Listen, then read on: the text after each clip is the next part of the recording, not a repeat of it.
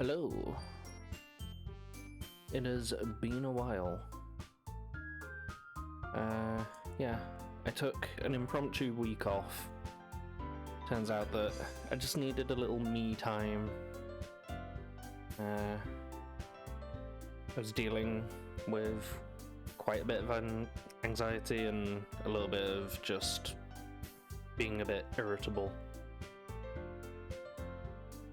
So I took a week off, but I'm back. And it's literature club time. So it's been a while. I think 2 weeks since I played this. And if I remember correctly, we were about to start the festival. I think where I left it off, we were about to do a poem. Yes, there we go. So yeah, poem time. We were aiming for Yuri. Oh, it's been so long. Completely forgot my little intro thing that I go through every time. Right, so if you're watching this on Twitch, I have a YouTube channel where I put all the recorded streams in their unedited entirety. You can find that at Donorex on YouTube. Link is in the About section of my Twitch page. Or you can use the YouTube command in Twitch chat, or just search Donorex on YouTube. If you're watching this on YouTube, I stream on Twitch. I've been a bit bad with the schedule as of late, but I aim for Wednesdays at about 8 PM British time, and Sundays, I'm a bit better at the Sundays. Like last week was the first one I've missed for quite a while, but Sundays at 1 PM. The Wednesdays are just like a mixed bag of whatever I feel like playing, pretty much. There's no set schedule. I try to finish games as and when I do them. And the Sunday is I alternate between two longer, sort of like series-based streams, I guess you could say. So I... God damn it. There we go.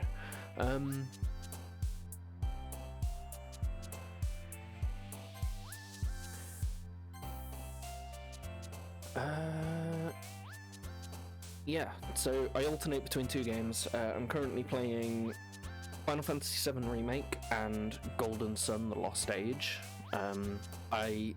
Because I skipped Golden Sun: The Lost Age, I'm going to keep on track and play that next week, even though it is supposed to be Final Fantasy VII. I want to keep the alternation going and not mess that up. I think it's the week after next, though. I am not here. Let me just double check that. Yes. So the week after this week, I'm not here. So there'll be no Sunday stream on the 25th, and there will be no Wednesday stream on the 28th. There might be a Sunday stream on the 1st. I will see how I feel when I come back on, I believe it's Saturday that I come back. So there might be one on August 1st, perhaps. We shall see. But yes, back to trying to figure out Yuri. Horror, definitely. After Image will definitely be one. Dark was Sayori for some reason.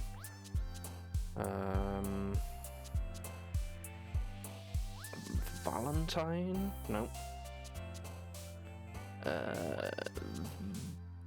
Vivacious. Contamination. Inferno? Imagination. Landscape. Melancholy, obviously. Heaven Sent? Incongruent?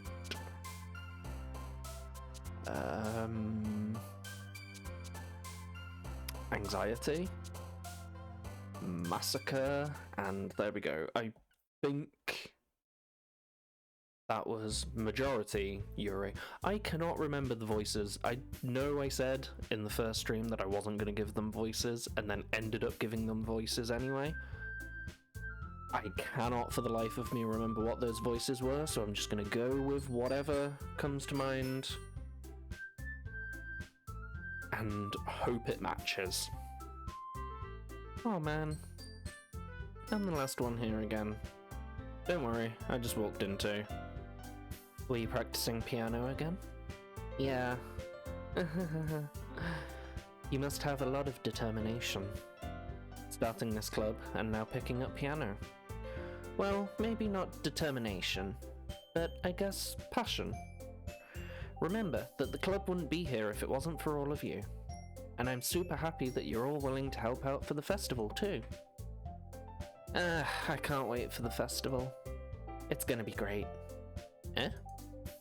Weren't you complaining about it yesterday, Natsuki? Well, yeah. I'm not talking about our part of the festival, but it's a whole day of school where we get to play and eat all kinds of delicious food. You sound a bit like Sayori all of a sudden. Monica, do they usually have fried squid? Squid? That's a pretty specific thing to look forward to. Oh, come on. You saying you don't like squid? You, of all people. I didn't say I don't like it. Besides, what do you mean by you of all people? Because it's right in your name. Monica. Eh? That's not how you say my name at all. Also, that joke makes no sense in translation. So true. For those who don't know, Ika in Japanese means squid. ... question mark? Never mind. Let's just focus on our own event for now, okay? Fine, fine. Your reactions aren't as fun as Yuri's or Sayori's anyway. Excuse me. Where is Sayori anyway? Oh, there you are. Sayori is sitting at a desk in the corner of the room looking down at nothing. I walk over to her. Hey Sayori.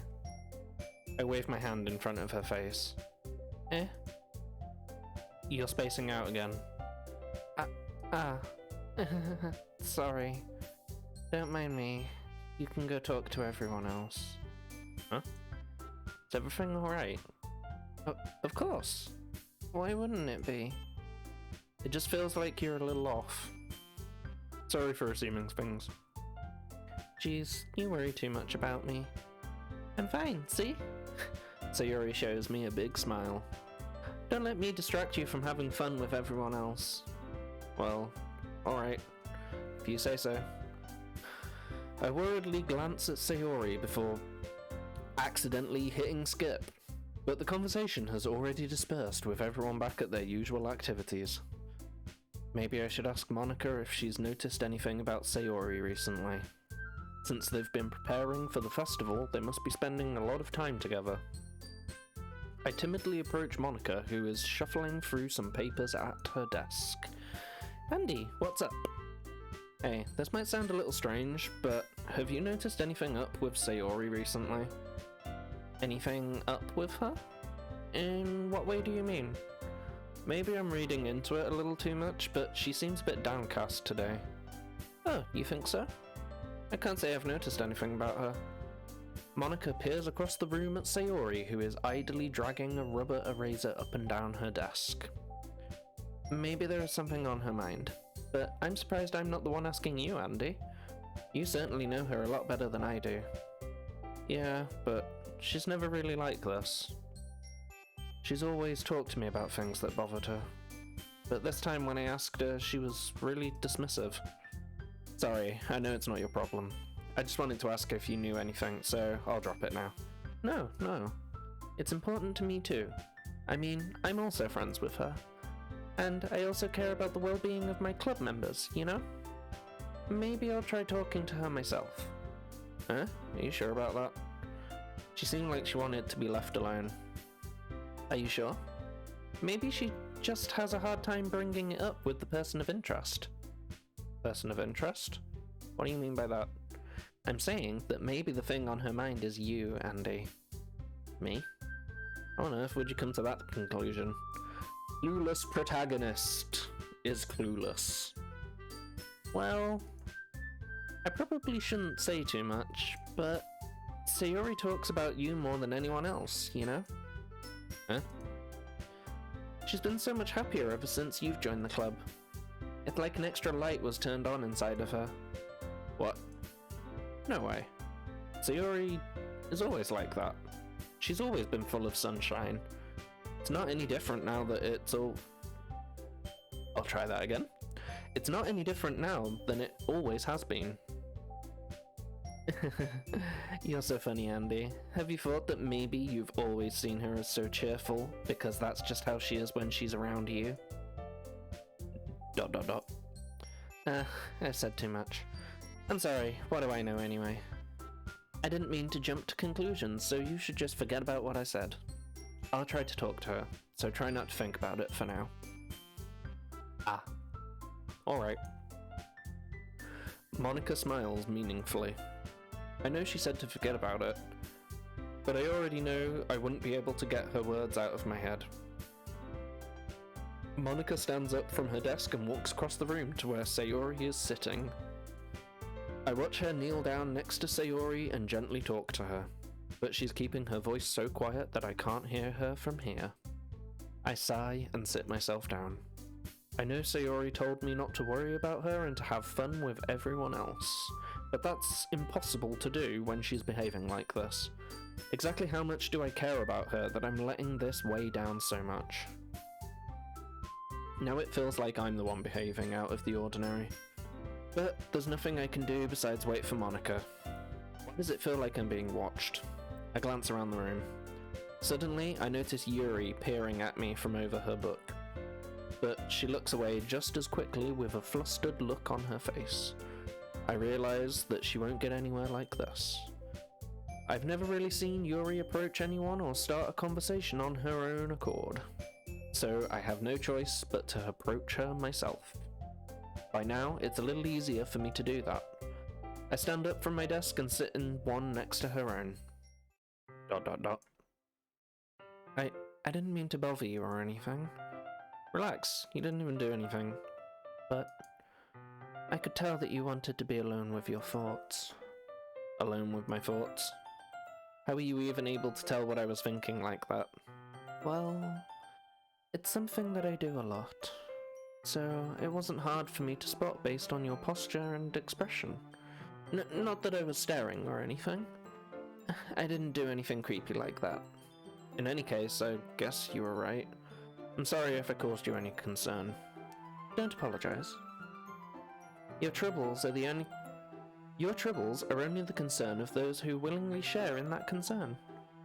Of course, there are certainly those who find the most comfort in keeping to themselves. But if you would prefer to share what's on your mind, then I would be glad to listen. It's not really that big of a deal. I was just feeling a bit uneasy about Sayori. Sayori? Yeah, she seemed a little off today, but when I asked her about it, she didn't want to admit it to me.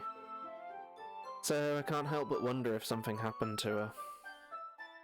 Oh, that's quite romantic. Huh? Sorry, I didn't mean to say something stupid. It's not that, I just didn't want you to misunderstand. This guy is clueless to the extreme. Sayori and I have been friends for a long time, that's all. Ah, I see. Then perhaps it is unusual for her to be dismissive to you about her feelings. Or maybe I'm just reading into it a little too much. Andy, the world is full of meaning, often hidden deep beneath plain sight. and there are many untold mysteries behind every person, no matter how well you may know them. Deep, deep, deep stuff. Ah, so you think there might be something behind after all? I think that Sayori is a very complex person. Her mannerisms on the outside don't always match what may be going on inside her head, and she may not always know what she wants. I noticed her strange behavior today too, and I feel certain concern for her. But in your case, it looked like she was fully occupying your thoughts, wasn't she? Well, I guess that was the case. Sayori, she really means a lot to you, doesn't she? I guess, but you don't need to put it that way. We're just good friends, that's all. ... Yuri suddenly looks deeply into my eyes. Her expression is gentle and curious, as if she was searching for something. Embarrassed, I avert my gaze. Sometimes, a person's mysteries are untold even to themselves, and you, as someone honest and caring, may uncover feelings you weren't aware were in you. But that is, I think that she would be a very fortunate person to have you feel that way about her. Yuri, you're giving me too much credit. Yeah, you're definitely giving this guy too much credit.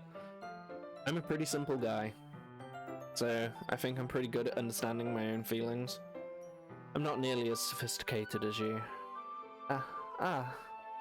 That's not a compliment, is it? It is what it is. Anyway, as long as we're here, why don't we do some reading? Well, as long as you're okay with it. Yeah. I should be taking my mind off this whole thing anyway. It's time to read a book. ... Okay, everyone. After some time passes, Monica calls out to the club room. Why don't we share our poems now? Before I know it, everything is back to normal. Everyone goes to retrieve their poems and I do the same. I make eye contact with Monica and she smiles at me. I wonder what she was talking about with Sayori. Who should I show my poem to first? Well, Sayori's feeling a little down, so we'll go talk to her first. See if she's feeling any better now. ... It's nice, I guess. Come on, I can already tell you don't like it. Well, you don't need to worry about what I think. After all, you wrote this for someone else, didn't you? Probably Yuri. I didn't write this for anyone specifically. Maybe. That's not really what I meant though, but it's okay. You're making new friends, just like I was hoping. That makes me really happy. And you're happy too, right? In this club? Well, of course I am. Good.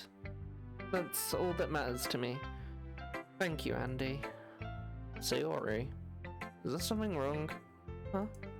No, nothing. I'm just a little tired today. Alright. Just tell me if you need anything. I will. Don't worry about me, okay? You can go play with everyone else now. If you insist. Yay. I'm gonna go home a little bit early today. Sayori? Tell Monica I wasn't feeling well, okay? I'll see you tomorrow. Before I can say anything else, Sayori cheerfully walks out of the classroom humming to herself. But yeah, there's definitely something up there. I know what's up, but I will not spoil.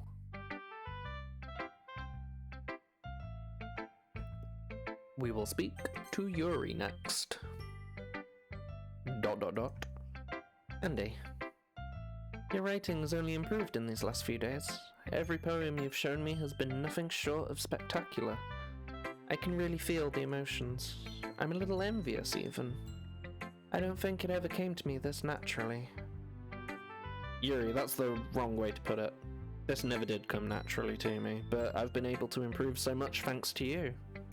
You're really the example I was chasing after. Is that so? Yuri gently smiles to herself. This feeling, and I'm so glad I got the chance to share my writing. I never thought it would feel like this. I remember you mentioning that yesterday. I can't believe that you're so good at something and you've never even shared it with anyone. It's kind of a shame. Maybe, but it's not like I really had a choice. What do you mean? Well, Yuri smiles sadly. Andy, during lunchtime, I eat by myself. Did you know that? It's a great time to find a quiet spot and do some reading. In fact, I always have some books with me. You could say I really enjoy reading. Well, that's one way to put it anyway. But books are so full of amazing and inspiring people. People you want to fall in love with, or people you just know would make a really good friend. Cheerful people who always put a smile on your face, or deep thinkers and problem solvers who discover the mysteries of life. So, when you look at it that way, I'm surrounded by friends every day, you know? And those friends don't laugh at me. They don't tease me for spacing out all the time. They don't make fun of my body type. And they don't hate me for acting like a know-it-all. People say that about you? I'm not a know-it-all, Andy. I'm the opposite. I don't know anything. I don't know how to talk to people. I don't know how to make people see me as normal. I don't even know how to make myself happy. I have all these feelings, and all I can do with them is read and write. But it wasn't until now that I started sharing it with you that I really understood what was missing all this time. But I haven't really done anything. Oh, wrong voice there. I haven't really done anything. No, that's wrong. Just being patient and respectful, that's really important to me. I know I'm a difficult person, Andy. I speak too slowly, I second-guess myself all the time, I read too deeply into things, but every time, you've always treated me just like anyone else. It's so rare that I feel comfortable with myself when I talk to others, but that's why every time I talk to you, I just feel really happy. I have to say, I relate to that way too much. That has just basically summed up me in every single social interaction I have had since the age of probably about 11 years old. It's tough, constantly being like that.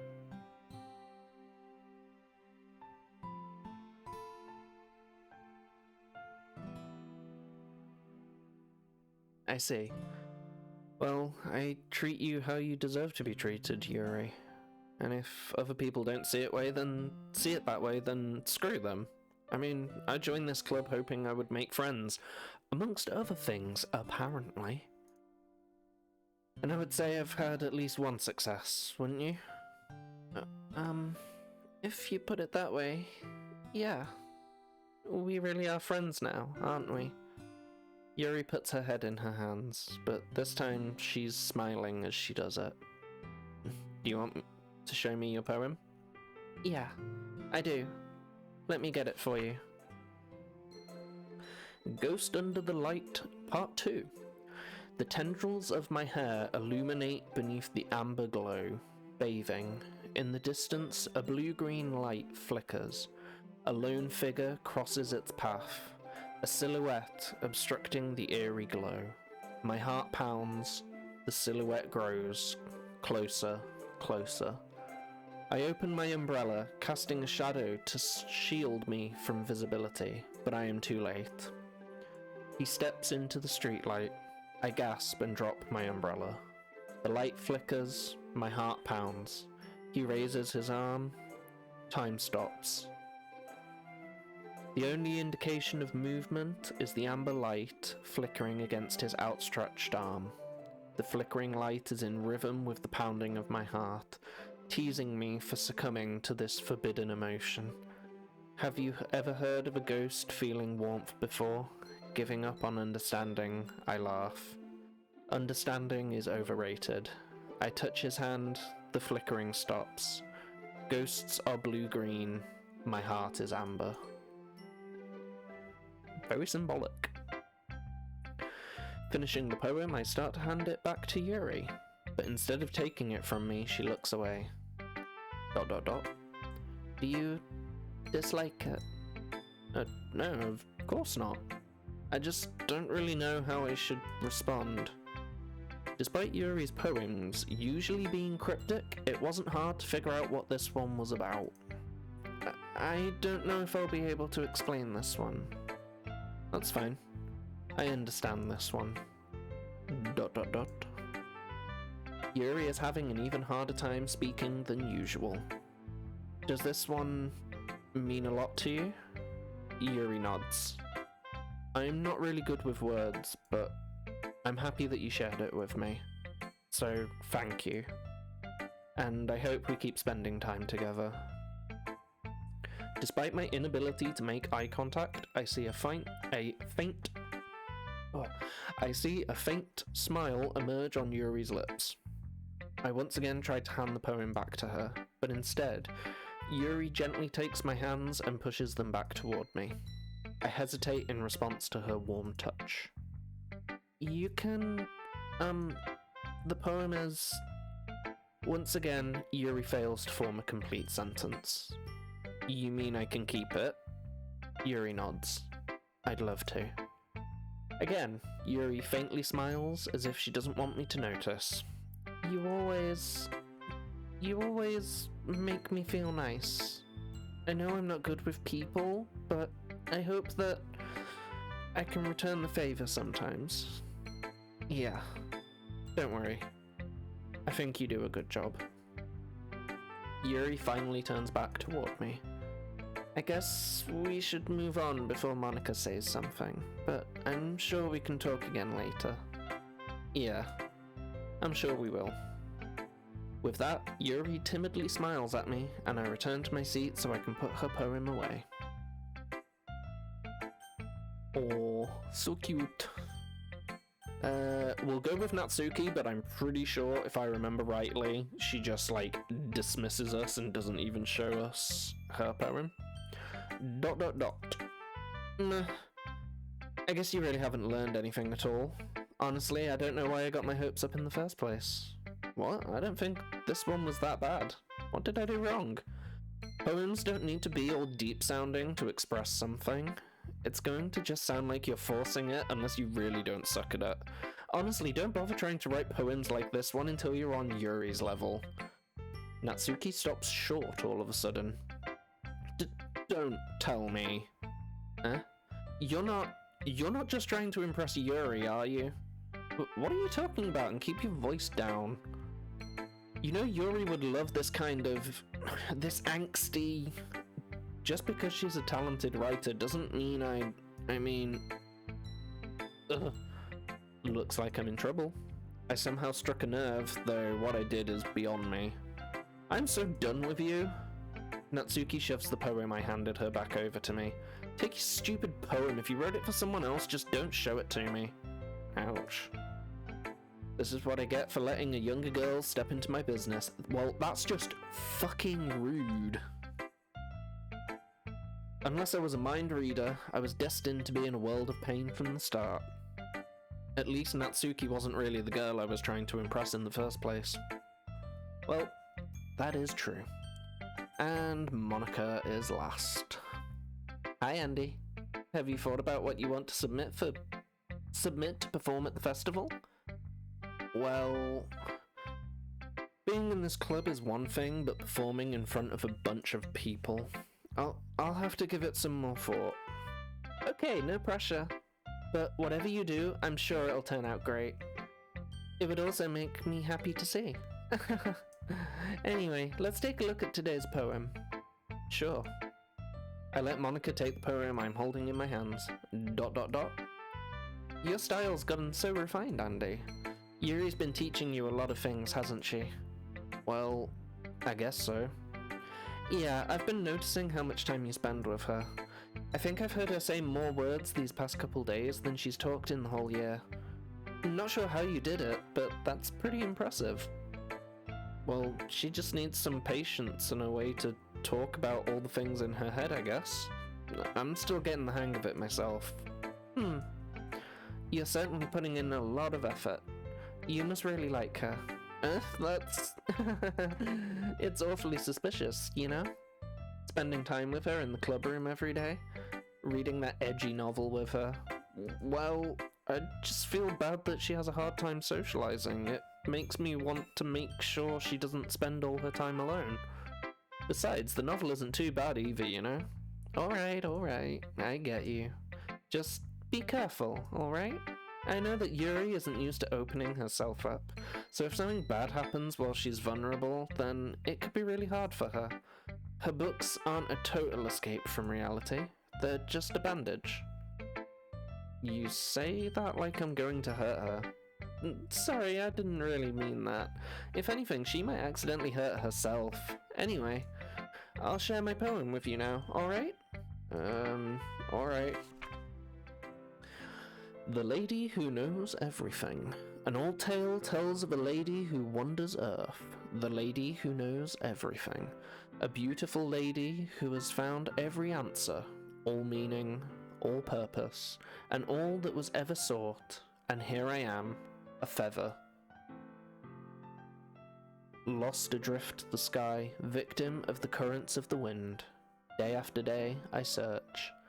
I search with little hope, knowing legends don't exist. But when all else has failed me, when all others have turned away, the legend is all that remains. The last dim star glimmering in the twilight sky. Until one day, the wind ceases to blow. I fall.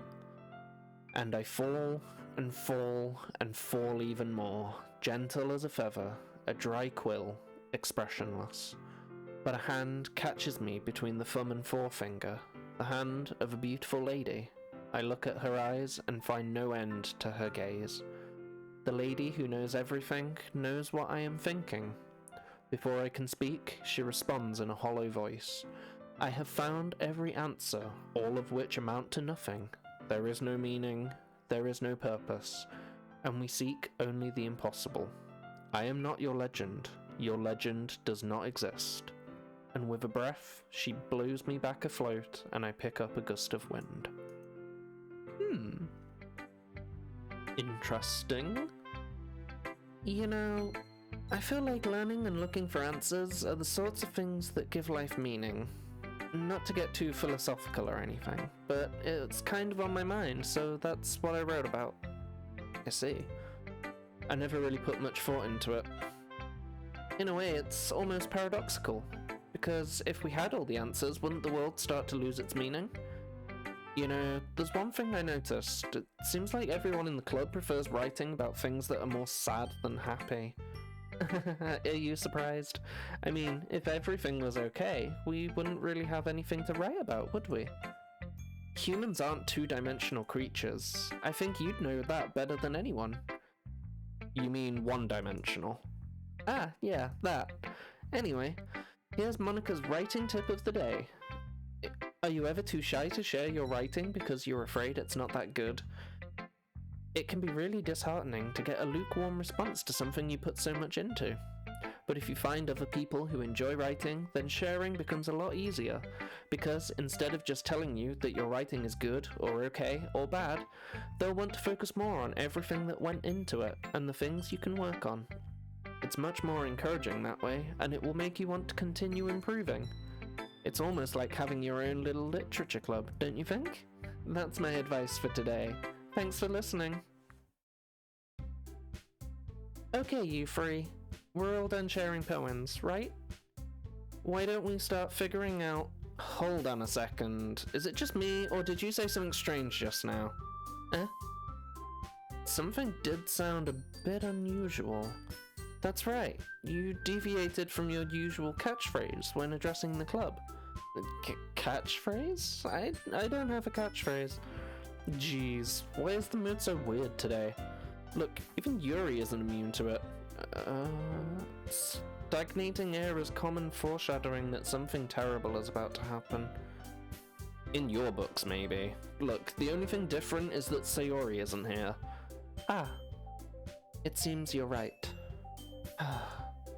Sayori always helps lighten the mood a little bit, doesn't she? It's almost like everyone's balance is thrown off a little when she's not around. Where the heck did she run off to, anyway? I thought she just went to pee. Natsuki, please show some decency. Oh, come on. She actually wasn't feeling too well and went home early. Is that so? I hope she's alright. Seriously? Of all the times to not go home with her, you pick the time she's not feeling well. So much for you two being all lovey-dovey. No. First of all, stop misunderstanding my friendship with Sayori.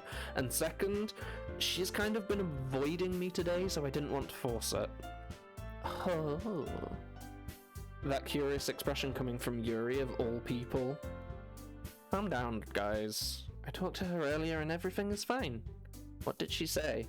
Anyway, we need to figure out the rest of the festival preparations, so let's decide what everyone will be doing this weekend. I already know what I'm doing. That's right, Natsuki will be making cupcakes.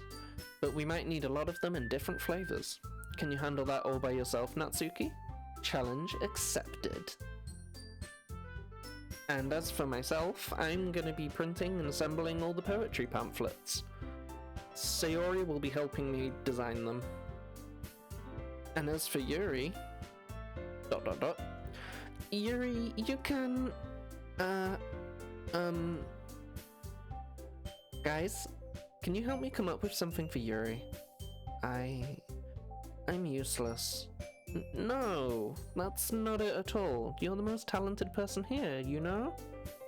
Now Natsuki's pelting too. Jeez, even I can tell now. I guess I never gave Sayori enough credit, but I can tell things are even harder on you when she's not around. That may be the case, but I can't also be a leader on my own, then I won't grow as a person. So Yuri, you have beautiful handwriting, you know? So you should make some banners and decorations to help set the atmosphere. Atmosphere? About that, I love atmosphere. Yuri's expression suddenly changes as she stares at her desk in focus and starts nodding to herself. Your mind is already racing, I see. That's great. You'll be a wonderful help, Yuri. But anyway, that just leaves you, Andy. The one who is truly useless. Don't say that. In fact, both Natsuki and Yuri have some pretty heavy tasks to handle. It would probably go a long way to give one of them a hand. You could always help me out as well. I would be really appreciative of that. That's... Is Monica suggesting I spend the weekend with one of my club members? How on earth are they going to respond to a suggestion like that? I suppose I wouldn't mind a bit of help. Well, even if you don't know how to bake, there's always some dirty work I could give to you. It's not like Monica's gonna give me a choice, and you shouldn't be sitting on your butt anyway. Natsuki tries to mumble a bunch of excuses like that. If I recall, Natsuki, you mentioned that you would like to handle the baking on your own. Andy may not like to be around if you only make him out to be a nuisance. So therefore, he may be more suited to assisting with the decorations. Hold on, I never said that. How hard could it be to make a few decorations anyway? Sounds more like you're just making excuses for Andy to... What are you saying? It will be extremely meticulous work. And baking isn't. Just what do you think? Guys, let's settle down for a moment. In the end, I think it's up to Andy to decide how he'd like to contribute. Besides, he hasn't really gotten the chance to spend any time with me yet, you know? So I'm sure he's interested in... You literally just said... I'm surprised as well. Sorry. I was just saying though... Jeez. Can we just settle this already? Yeah. Andy, you're okay with this, right? In the end, it's up to you. Ah, of course. Very well.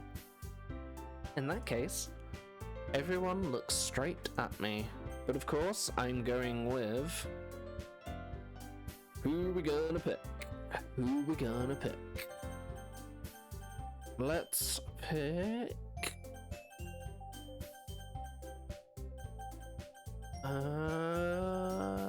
We're just gonna go with Yuri. Why not? I can't actually remember what comes out of this choice. I think I've sort of like lost the plot thread, or I'm thinking too far ahead at this point. Well, I'll probably be most useful helping out Yuri. Me? Are you serious? Why would you? Natsuki? I can already tell you're about to say something mean. No. I was just saying... Ugh. So you'll be helping Yuri then, Andy? Yeah, that's what I'm gonna do. I'm glad. I have a bad habit of overthinking these sorts of things, so I think your assistance would be very useful. That's great to hear. Natsuki, will you be able to handle the baking yourself? I mean, yeah. I already said it would be fine. Okay. Everyone can tell that Natsuki is feeling a little sour. So, is that everything we needed to go over? Yeah, that should be about it. Are you guys excited? Well, excited may not be the right word, but I suppose I'm looking forward to it a little bit. Do you feel the same way, Andy? Me? I guess you could say I'm interested to see how it'll turn out. That's good enough for me. What about you, Natsuki? Natsuki? What? Why is everyone yelling at me? I didn't even do anything. No, that's not what I meant at all. Yuri anxiously glances between everyone in the room. I'm sorry for this. I don't really know why Andy picked me. And also, your cupcakes are the best cupcakes I've ever had. They go really well with my tea. And nothing I do for the event will compare to that, so... I get it. I'm kind of surprised though. Why? Well, I'm the one acting immature. I already know that. But you're trying to cheer me up all of a sudden. I'm not very good at it. I'm sorry if I said something bad. Natsuki isn't the only one surprised. Monika and I are also taken aback by Yuri's words.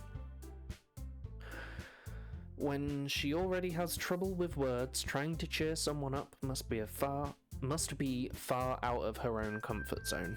But I begin to understand. Yuri was trying to sound like Sayori.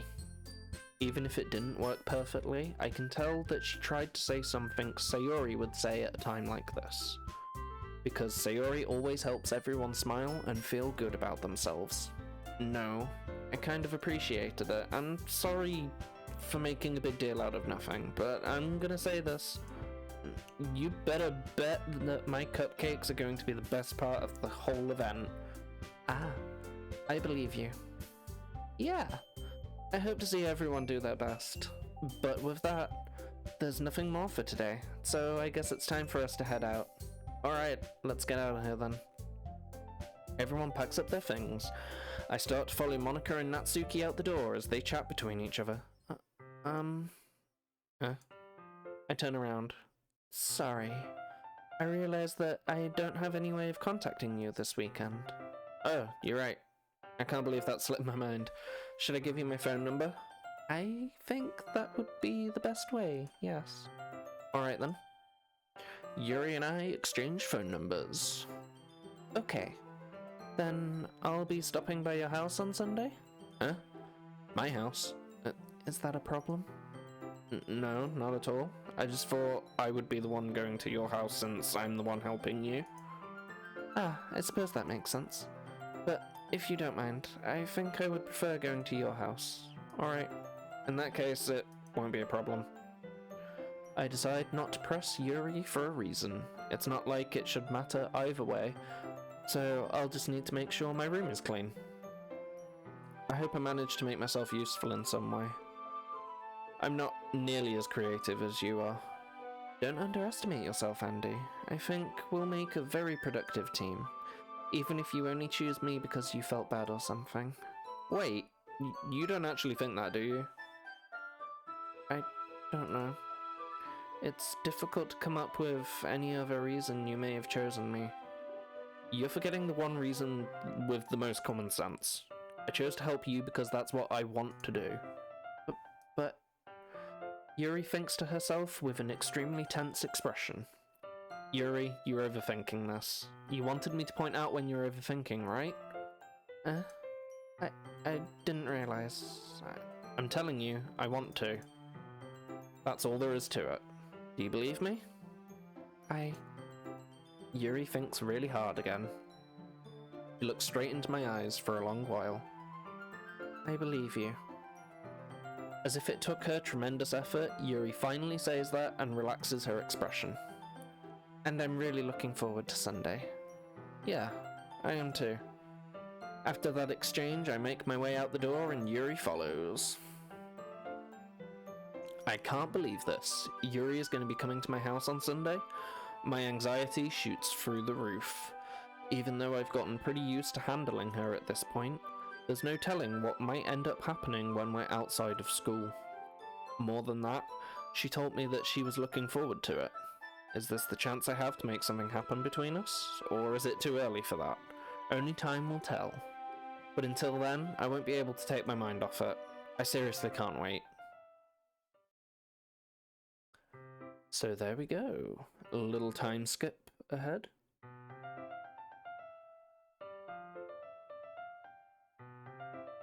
It's already Sunday. I've been getting increasingly anxious about Yuri's upcoming visit. I keep telling myself there's no reason to be nervous, but it doesn't help much. Yuri is clearly an introvert and also an intimate person in general. There's no doubt that she'll open up a little bit when it's just the two of us. Again, I relate to that so hard. Meanwhile, we've been texting occasionally. She was extremely apprehensive at first, but it wasn't long before I was already learning more about her. But putting Yuri aside, I haven't heard a thing from Sayori since she left club early the other day. It's not like we text each other all the time or anything, but I've been worried about her in the back of my mind. Between what Sayori said and what Monica said, is it really okay for me to put Sayori's feelings aside when she might need me? It's time to go check on Sayori. I decide to visit Sayori before Yuri comes over. Rather than asking, I simply tell her I'm coming over, much like we've done in the past. Once I reach Sayori's house, I knock on the door before entering it myself. Again, we used to play so often that we've made it a habit of simply entering each other's houses like we were family. The house is quiet. Sayori isn't anywhere on the first floor, so I assume she's up in her room. It's already strange of her not to run down and greet me. I head up to her bedroom, where I finally find her. Sayori? Hi, Andy. I sit down in her room. Sayori forces a smile, but it's easy to tell that she's different. There's a minute of silence between us. You haven't come over like this in a long time, have you? I guess you're right. It has been a long time. Not much has really changed, has it? Sayori's room is as messy as it's always been. I also recognize the same stuffed animals and wall decorations that she's had for years now. If you came over more often, it wouldn't be such a mess. That's because I end up cleaning it for you. How come you suddenly wanted to come over today? Aren't you supposed to see Yuri today? Yeah, but... Wait, how did you know that? Sayori had already left by the time we decided the last meeting. Monica told me. It's only natural for her to keep me informed about the festival preparations, right? Oh, that's true. But what about you? Aren't you going to be helping Monica today? Of course. But I'm just helping her online. We didn't plan to meet up or anything. Ah, so it's just me and Yuri then? Yep. There's more silence between us. Sayori stares in a random direction. Everything about her behaviour is really uncharacteristic. I finally get to the point.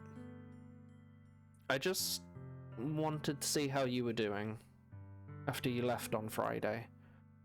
When something's wrong, you can't hide it from me. I know you too well. So, Sayori smiles, shaking her head. That's no good, Andy. Eh? Why can't it just be like it's always been? This is all my fault. If I didn't get so weak and accidentally express my feelings, if I didn't make that stupid mistake, then you wouldn't have been worried about me at all. You wouldn't have come here. You wouldn't have even been thinking about me right now. But this is just my punishment, isn't it? I'm getting punished for being so selfish. I think that's why the world decided to have you come over today. It just wants to torture me. Sayori. I grab Sayori by the shoulders. What on earth are you saying? Are you listening to yourself right now? I know something happened to you. There's no other explanation for you to be like this, so tell me already. Until I know, I won't be able to stop thinking about it. Ah. Sayori gives me an empty smile. You really put me in a trap, Andy, but you're wrong. Nothing happened to me. I've always been like this. You're just seeing it for the first time. Seeing what? What are you talking about, Sayori? You're really just gonna make me say it, aren't you, Andy? I guess I have no choice this time. The thing is, I've had really bad depression my whole life. Did you know that? Why do you think I'm late to school every day? Because most days I can't even find a reason to get out of bed. What reason is there to do anything when I fully know how worthless I am? Why go to school? Why eat? Why make friends? Why make other people put their energy and caring to waste by having them spend it on me? That's what it feels like, and that's why I want to make everyone happy, without anyone worrying about me. I'm in shock. I can't even figure out how to respond. How is it possible that Sayori kept this from me the entire time that I've known her? Did she really want so badly for me to just not think about her? Why, Sayori? Eh? Why is it that you've never told me about this? It's almost like I've been betrayed as your close friend. Okay, up there on the top 10 things to say. Not to say, rather, to someone who has just finally felt comfortable enough to say, hey, I've been dealing with depression my entire life. Don't fucking tell them that you feel betrayed for them hiding something from you. Do not do this. Stupid protagonist is a fucking moron. Because if I knew, I would have done everything I could to support you. Even if there's only so much I could do. I would have tried a little harder to make every day a little better for you. That's why I'm your friend. All you had to do was tell me. You don't understand at all, Andy. Why do you think I didn't tell you? Because if I told you, then you would have to waste effort caring about me instead of doing important things. I don't want to be cared about. It's bittersweet when people try to care about me.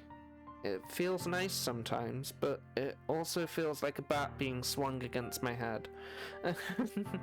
That's why I wanted so badly for you to make friends with everyone else. Helping everyone be happy together is the best thing for me. But then I discovered something else too. Seeing you make friends and get close with everyone in the club, it feels like a spear going through my heart. So that's why I decided the world just wants to torture me. Every path leads to nothing but hurt.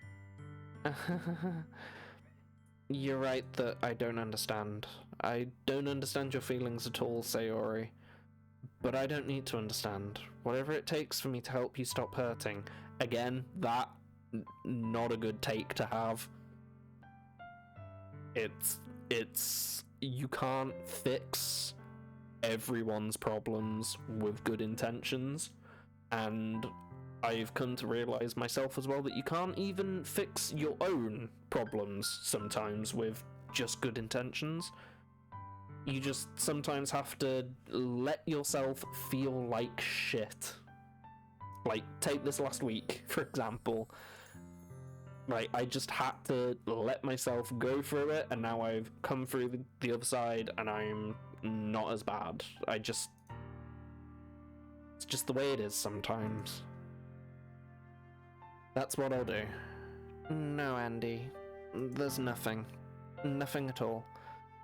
The only thing that could have helped is if everything could be like it always was. But I was selfish. I finally showed you what a horrible person I am. Tears streak down Sayori's face. I made you join the literature club because I was selfish, and I was punished by my heart hurting in a way that I couldn't understand, and now you came here and I made you hurt too. I'm just weak and selfish, that's all I am, and that's why I'm going to accept these punishments, because I deserve every last one. Without thinking, I once again grab Sayori's shoulders, but this time I pull her into a tight embrace. That right there, sometimes the best thing you can do. You can't say words, but just letting someone physically know that you are there and will support them. It's all you can do.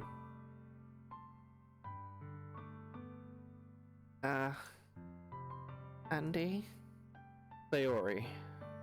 I don't care if you feel selfish. I'm really happy that you convinced me to join the club. Seeing you every day makes it worthwhile enough. If I make friends with everyone else, then that's just a bonus. But please, never underestimate how much I care about you. I wouldn't have it any other way. Andy. Sayori isn't hugging me back. Despite my arms being wrapped around her, Sayori's arms remain at her sides. She starts sobbing next to my ear. No, don't do this to me. Please don't do this. Andy, Sayori barely manages to speak between her sobs. I don't know if I'm doing the right thing. You're kind of not, mate. You're kinda not. You said that you felt betrayed when she was vulnerable enough to come out and tell you something very personal. Not a good look. But all I want is for her to know that I care, and that's good. That's a good thing. You're just a bit of a clueless dick. If you have it in you at all to call yourself selfish, then you have to let me be selfish too. No matter what it takes, I'll figure out what needs to change. No, you won't. You can't fix everything. Just stop talking. I'll make these feel it again. No, you can't do that. And if there's anything that you need me to do, then you'd better tell me. I'll get mad if you do. Number 2 of top 10 things to not say to people with depression. I'll get mad at you if you don't tell me how to fix things. I don't know. I don't know. Gently, Sayori finally puts her arms around me in return. I don't know anything. It's all really scary. I don't understand any of my feelings, Andy. The only time I'm not feeling nothing is when I'm feeling pain, but your hugs are so warm, and that's really scary too. Sayori lets me go. As she does so, I let her go as well. The festival is tomorrow. Smooth transition! Yeah. It's gonna be fun, right? Yeah. How would you like for me to spend it all with you? She literally just said she feels bad for you. What am I trying to say here? She literally just said she feels bad when people go out of their way to care about her, and your response to that is to say, hey, how about I drop everything I'm doing to spend it with you? That's sure to make her feel wonderful.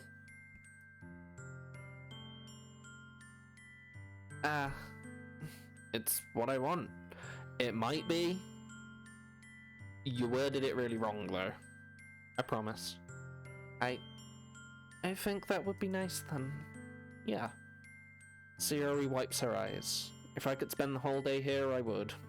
Of all days, this has to be the one where I have other plans. Maybe I should cancel. No, don't. Please don't. If you did that, then I really wouldn't forgive you. But it's almost time for Yuri to meet me at my house. At the very least, do you want to come along and help out? It'd be fun. To my surprise, Sayori shakes her head. I'm sorry. I don't know if that would be very good for me today. You understand, right? Ah, it's kind of hard for me to fully understand, but I'm trying my hardest. It's okay. Don't worry too much about it. I'll see you tomorrow, okay? Alright. I'll look forward to it. I say goodbye to Sayori and exit her house. On the way home, I find myself still feeling uneasy, but it's hard for me to keep thinking about it when Yuri's about to come over too. Great friend! Fuck my depressed friend. The girl I like is coming over. Gotta love it. I think Sayori is right. I shouldn't be worrying too much, and we're definitely going to have a great time tomorrow. I should just focus on what's ahead of me. Okay, I am going to take a quick break.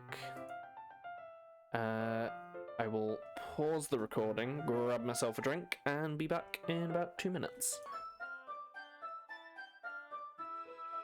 And we are back. As I approach my house, I see something that makes me feel a moment of panic. Yuri? Ah, thank goodness. You're a little early. I'm sorry I wasn't home yet. Were you waiting for a long time? No, I just got here, but I started to get really nervous when nobody answered the doorbell. You always could have texted me. If I'd known, I would have assured you and hurried more on my way home. Ah, I suppose that's true. I didn't think of that, for some reason. It should be common sense to do that, but I decide to ignore it. You're a real prick protagonist. You know that? You're a grade A douche. Anyway, let's go inside. I see you brought a lot of stuff with you. That's right. And did you manage to find everything I asked you to buy as well? Yeah, pretty much. At least I hope I got everything right. I'm sure it will be fine. I take Yuri to my room. The first thing she does is glance around curiously, which makes me feel anxious. It's so clean.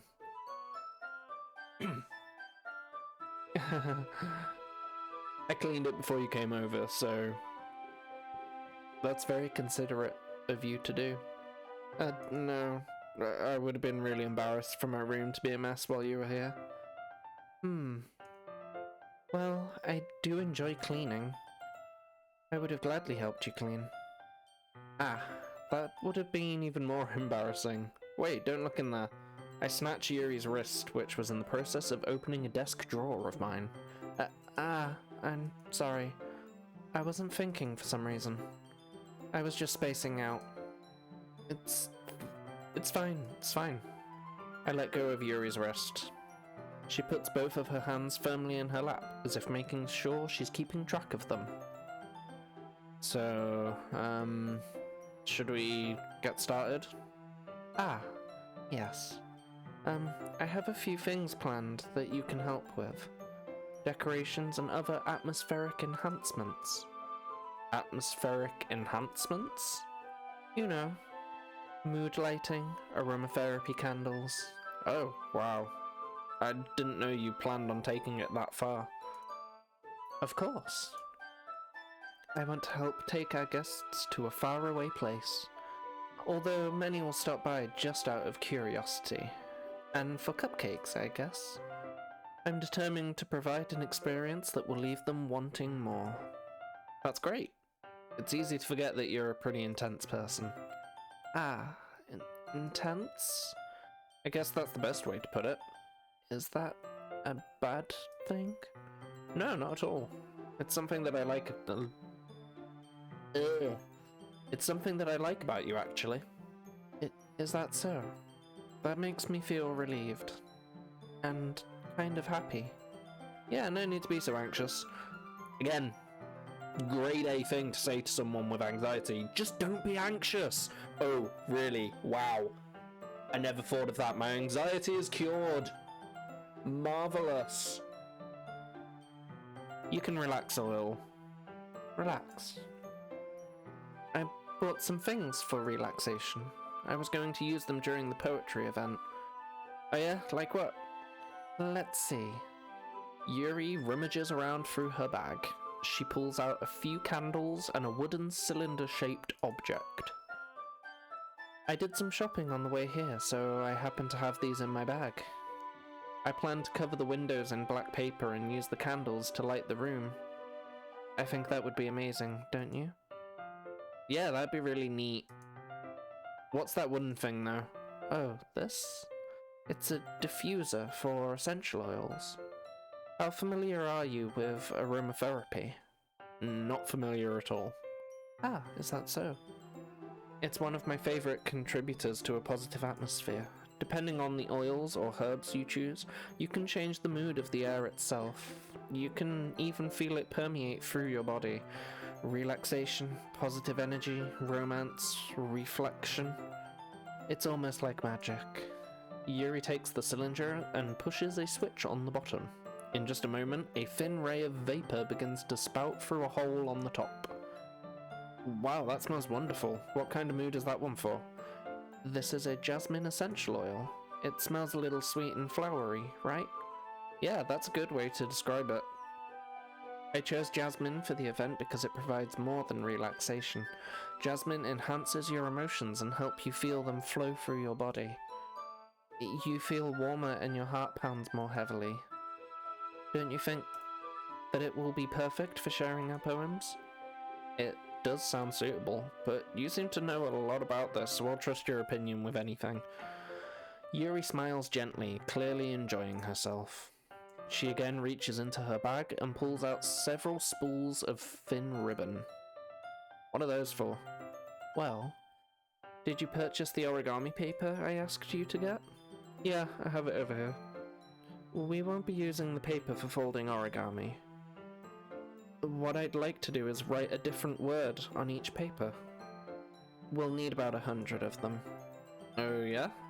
What will those be used for? Well, I'm going to cut pieces of ribbon to hang from the doorway of the classroom. Then we can fasten the paper onto the ribbons to create a doorway curtain. Wouldn't that be beautiful? It would also catch the eye of those passing by the room. It may attract some to peek inside. That's really creative. I had no idea you're so good at this, Yuri. Is that so? Well, I suppose I do get a little intense, as you put it.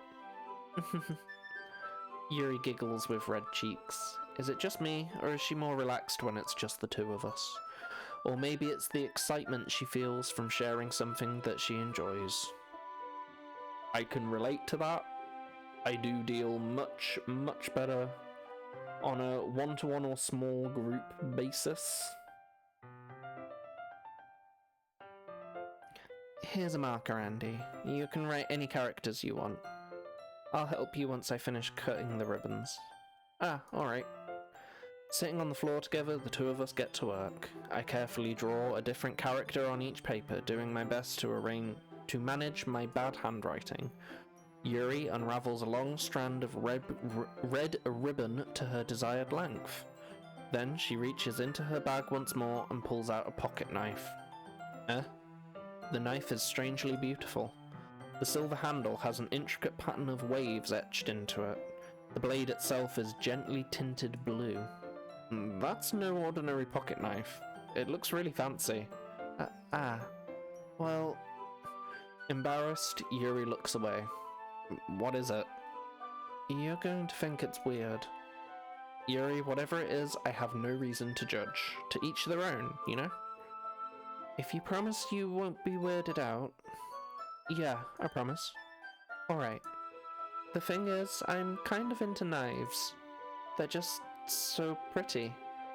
I can't help it. I don't know what it is. The combination of craftsmanship and feeling of danger, maybe. Oh, what am I saying? Please don't think I'm weird for this. You're laughing at me. No, I'm not laughing at you. It's just funny how nervous you get about sharing. It's an interesting thing to be into, I guess. But I think it kind of suits you. Suits me? Yeah, kind of intense. Besides, it's a really cool looking knife, I can't deny that. It is, isn't it? Yuri relaxes her expression once again. Would you like to hold it? Sure, I'll check it out.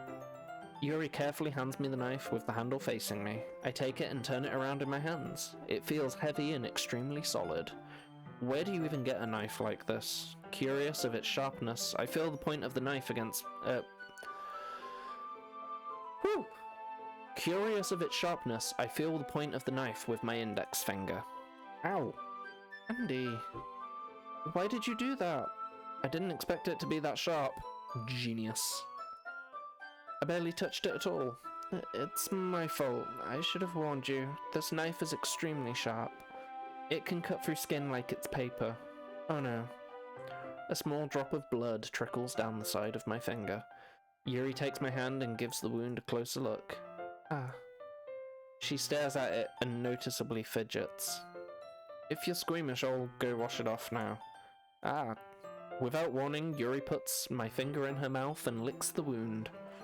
I feel her tongue curl around my finger. Startled, I instinctively pull my hand back. Oh.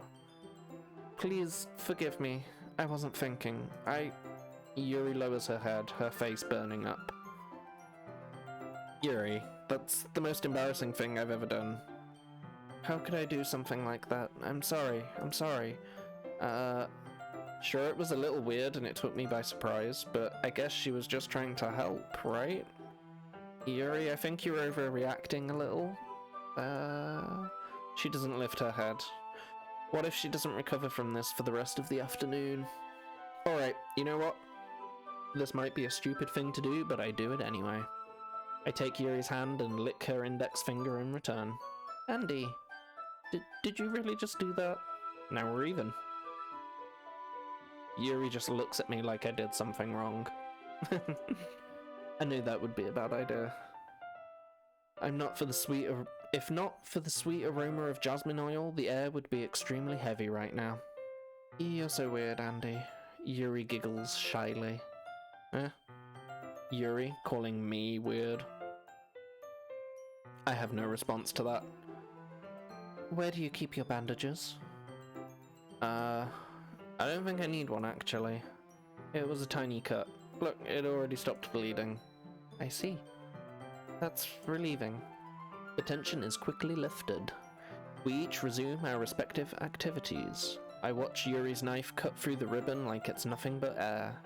Meanwhile, I continue to make progress on the paper. After we finish attaching the paper to the ribbons, we lay them all out side by side. It looks better than I expected, and It looks better than I expected and will be very effective as a door curtain.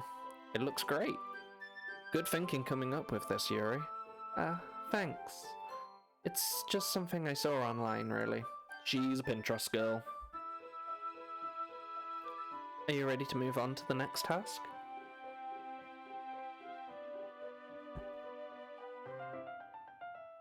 Yeah, let's do it. What do you have in mind? I'd like to create a banner. That's why I asked you to buy the paint tablets. Ah, that's right. One of the items Yuri had asked me to buy was a kit of watercolor paint tablets. We'll need about 6 cups of water and to put each of the tablets in. Do you mind fetching those for us? Of course not. 6 cups of water. I'll be back in a minute. Thank you very much. Oh, and just a little bit of water is okay. If you fill the cups too much, it will be diluted. Okay, I think if I'm remembering correctly, content warning for self-harm coming up. I think. Possibly. I would rather say it and not need it than not say it and it be there. Taking Yuri's advice, I decide to use small plastic bathroom cups rather than full-sized glasses. I put them on a plate to catch any paint that drips, then bring it back into my room. Yuri? Yes? I come in to see Yuri quickly unrolling her sleeve, pulling it back over her arm. Nothing. Your face is a little red. Is it too hot in here or anything? Ah, no, not at all. there's nothing wrong, so let's mix the paint. Yuri hurriedly dismisses me and takes it upon herself to unwrap the tablets, dropping them into the cups. So, I thought we would do something simple that would look very nice. I'd like to paint a gradient across the banner, starting with the colours for a sunrise, then daytime, then sunset and nighttime. Once it dries, I'll write an inspirational quote across the banner. We can hang it on the wall behind the podium at the front of the classroom. Ah, neat. What are we going to write? Well, it will be more fun to surprise you. Yuri smiles at me. If you say so. After rolling out the banner, Yuri and I kneel on opposite sides so we don't get in the way of each other. Yuri uses a brush and adds a few dots of different colours across the banner to serve as a colour guide when we paint. This kind of reminds me of elementary school. Painting on a banner with watercolours feels a lot like the art class projects we had back then. It's relaxing. Ah, I'm sorry if this feels too childish. No, I don't mean that at all. It's kind of fun, you know? Yeah, it is fun. I'm glad you feel that way too. Yuri stops painting for a moment, thinking to herself. For me, I don't need to go out and do crazy things to have fun. In fact, I usually don't even want to. I just feel like when I can spend time with one other person, even if it's something simple, like reading, it doesn't even matter if we don't talk much. Just having a friend next to me makes me feel a little bit nicer. I think that's all it takes for me to be happy. Is that so? Even if Yuri and I are quite different, I can understand where she's coming from. I feel that way about things like anime and games, where simply sharing the experience with someone can make me happy. I think I feel the same way. Yuri smiles gently. I knew you'd understand. Yuri leans over the banner to grab an unused paintbrush, but I move at the same time, causing my head to bump into hers. Kia. Sorry. Yuri reels back and I quickly lift my hands in surprise. Are you hurt? No, I'm not hurt. It just startled me, that's all. Sorry, I should have asked you to get it for me. It's not your fault. Ah, your face. There are droplets of paint on Yuri's face and neck. Is there something on my face? Yeah, I accidentally got paint on you. Sorry, it's totally my fault. I'll get a towel right away. I rush out and fetch a small towel, then I dampen it with hot water. I return to my room and kneel back down in front of her. Here. I pat down Yuri's face and neck with the towel. Ah, is something wrong? It's hot, I just didn't expect it. Sorry, I didn't want to use cold water. Having finished, I start to retract my hand, but Yuri suddenly holds my wrist. Wait. Huh? Just for a little longer. It feels really nice. Ah. I keep my hand still against Yuri's neck. She looks into my eyes. It's an intense expression that I recognize from when she reads her books. Almost as if she's lost in a daze, enveloped by her own thoughts. She breathes gently, half through slightly parted lips. What is happening? Is it the aroma of the jasmine oil giving me this dizzy feeling? Yuri's gentle fingers wrapped around my wrist send a tingling sensation through my arm. And suddenly her face seems to be much closer to mine than it was just a moment ago. Ah. Yuri slowly pulls away. Sorry. I've been feeling a little lightheaded today. I don't mean to space out. It's fine. The moment is over as soon as it began. Yuri picks up her brush again, but her movement seems clumsier, like she's unable to focus. I remain silent, forced to ignore the event that just transpired. I hesitantly retrieve my own brush and continue following Yuri's example. That should do it. I finish filling the night sky with the white dots that look like stars. Looking at the banner as a whole, it's very pretty and natural looking. I think it came out better than I expected. I'm really happy with the results. Yeah, me too. Are you going to add the lettering now? Not yet. It needs to dry first. That's true, but won't that take a while? Well, Perhaps it would be best to leave it here, then have you bring it in the morning. I can do the lettering in the classroom before our event starts. Is that okay? That's totally fine. Wonderful. In that case, I don't think there's anything more for us to do here. Phew. You say that like you're glad it's over. Was I wrong to assume that you were at least enjoying yourself a little bit? No, it's not that. I'm just glad that we managed to get everything done. I see. I am too. I was a little concerned about time. I need to start making dinner soon. Ah, so you don't have any time left? I was secretly hoping we would have extra time after finishing the work. Well... Yuri thinks to herself. I think it would be too irresponsible of me to wait much longer. I'm sorry. I was hoping there would be more time as well. It's probably my fault. Sorry for being such a slow worker. No, it's not your fault at all. And the important thing is that we got everything done, right? Yeah. So... I shouldn't be disappointed or anything. Gathering all her things, Yuri seems to look a little downcast. I understand why. It sounded like she rarely gets the opportunity to spend time with friends in a relaxed environment. But that doesn't mean this is the last time it can happen. Once Yuri packs up, I walk her out the front door. Thank you very much for having me today. No problem, I'm glad I was able to help. Just let me know if there's anything else you need me to bring tomorrow. I will. Well then. Yuri fidgets. I guess I'll see you tomorrow. Wait. I kind of say that without thinking. About today. It's fine that we didn't have as much time as we wanted, because we can do this again. Whenever you want, you can come over, or we can go out somewhere. I forgot you don't like going out much. As I stumble over my words, Yuri simply smiles bashfully. Anyway, you know what I'm trying to say, so... You're very thoughtful, Andy. Yuri takes a step closer to me, then briefly squeezes my hand. I kind of like that about you. Well, how am I supposed to respond to that? But I don't even get a chance to, as Yuri suddenly pulls back. Sayori? Eh? Ah, hi Andy. Sayori? Just now we weren't... It's okay, Andy. I just stopped by to say hi.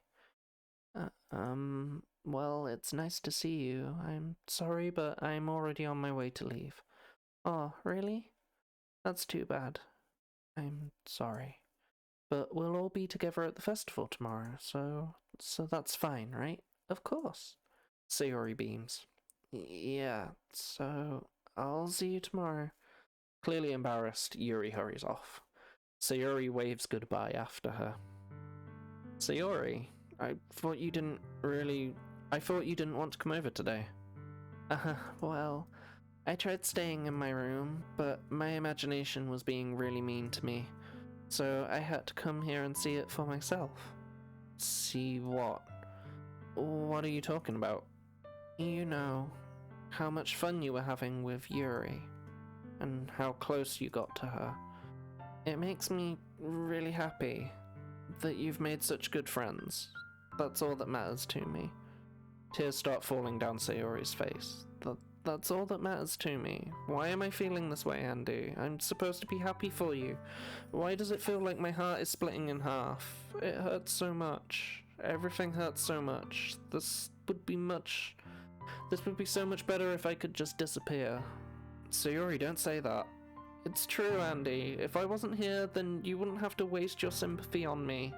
You wouldn't have to put up with me being selfish. Monica was right. I should just... Monica? Monica was right about what? Sayori, what I said before is true. I'm not going to let this continue.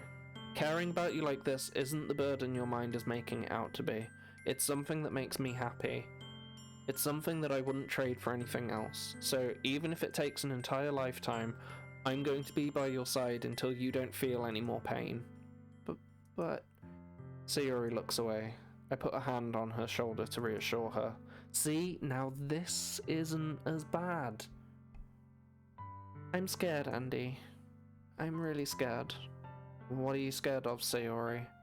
I'm scared that I might like you more than you like me. Sayori. It's true, isn't it? I was weak and started to like you too much. I did this to myself. Andy, I like you so much that I want to die. That's how I feel. And that's enough, Sayori. I don't want you to hurt anymore. I slide my hand down Sayori's arm and squeeze her hand in my own. Do you remember how I said I always know what's best for you? Do you still believe me? Don't. Just don't. Just don't. No. Bad protagonist. Wordlessly, Sayori nods. Even if you don't understand all of your own feelings, I know what you need the most right now. No, you don't. Don't treat people that way. And that's what I'm going to give to you. Here we are, the world's shittiest decision ever. Like, both of these are bad fucking choices to say to someone in this situation. We'll go with the shittiest of the shit ones and say, you'll always be my dearest friend. You'll always be my dearest friend. What you need most is for things to be like they've always been. Monica taught me the truth. She taught me how much happier you seemed after I joined the club. I know you're struggling with some really difficult feelings right now, but please trust me that I know what's best and what will make you happy in the end. Never say that to someone, never treat someone that way. It is not true. Not even you know what's best for you sometimes. So to say that you know what's best for someone else is just really presumptive and bad. Don't do it. I promise I'll help get things back to the way they were. I see. Sayori forces a smile through an incredibly pained expression. Is this what it feels like to get stabbed in the chest? I should write a poem about this. Sayori, it's okay. This is just my punishment, remember? For being so selfish, so please don't worry about these stupid feelings. I know you're right. I knew this whole time that there's no happiness down that path. That's why I came here. Just so I could get the answer I needed to hear. And the other thing, you're also right that I just want to go back to the way it was. I realize that now. You really do know me better than anyone, Andy. I'll trust you with anything at all. So, Sayori's smile finally breaks. All of a sudden, she turns around and drops to her knees. I'm not even gonna try to do that scream. Clutching her head with both hands, she screams as loudly as she can. I'm so shocked that I don't know how to react. Sayori looks over her shoulder and flashes me one more weak smile before turning around and running off. Sayori! I'm left helplessly standing in the front of my house. Why am I feeling so horrible about this? Because you're a horrible person. That is why. That is why you are feeling so horrible about this, because you're horrible. And we are meant to hate you. There's nothing more that I could have done. The most I can do is support Sayori through her feelings and help her on the path that's right. But I'm having as much trouble understanding Sayori's feelings as she is. Even though I can comfort her, I keep wondering if I should be doing something more or something different. I know these thoughts will continue to plague me until things are back to the way they were. Hate to break it to you, dude, but they are not going back to the way they were. I'm going to give it everything I've got. Sayori will always be my dearest friend, and I'll do whatever it takes to put a smile on her face every day. Okay, before I go into this bit, big content warning. I think I mentioned in the first episode that there are 2 points in this game where I will be spoiling things, kind of. For the safety and respect for anyone who may be watching. Graphic content of suicide incoming. If that is something that you do not want to see, or you are not comfortable with seeing or talking about, I will verbally say when. I don't know how long it's going to be, but maybe just like move away. I will not describe anything that's on screen. And I will give verbal confirmation once the moment has passed. So if you are not comfortable with this, now is your time to, with no other nicer way to really say it, leave and then come back once things are okay. I think if you're watching this on YouTube, I will try to put time bookmarky things in the description to say skip at this point to this point, if I can figure out how that is done, because it's not really something that I've done before. So here we go. It's the day of the festival. Of all days, I expected this to be the one where I'd be walking to school with Sayori. But Sayori isn't answering her phone. I considered going to her house to wake her up, but decided that's a little too much. Meanwhile, the preparations for the event should be nearly complete. The banner Yuri and I painted is dry, and I gently rolled it up to take it with me. She sent me a pleasant text reminding me not to forget anything, and I reassured her. Funnily enough, I probably feel the same way as Natsuki about the event. I'm more excited for it to be over so that I can spend time with Sayori and Yuri at the festival. But knowing Monica, I'm sure the event will be great too. Andy, you're the first one here. Thanks for being early. That's funny, I thought at least Yuri would be here by now. Monica is placing little booklets on each of the desks in the classroom. They must be the ones she prepared that have all the poems we're performing. In the end, I found a random poem online that I thought Monica would like and submitted it, so that's the one I'll be performing. I'm surprised you didn't bring Sayori with you. Yeah, she overslept again. That dummy. You'd think that on days this important she'd try a little harder.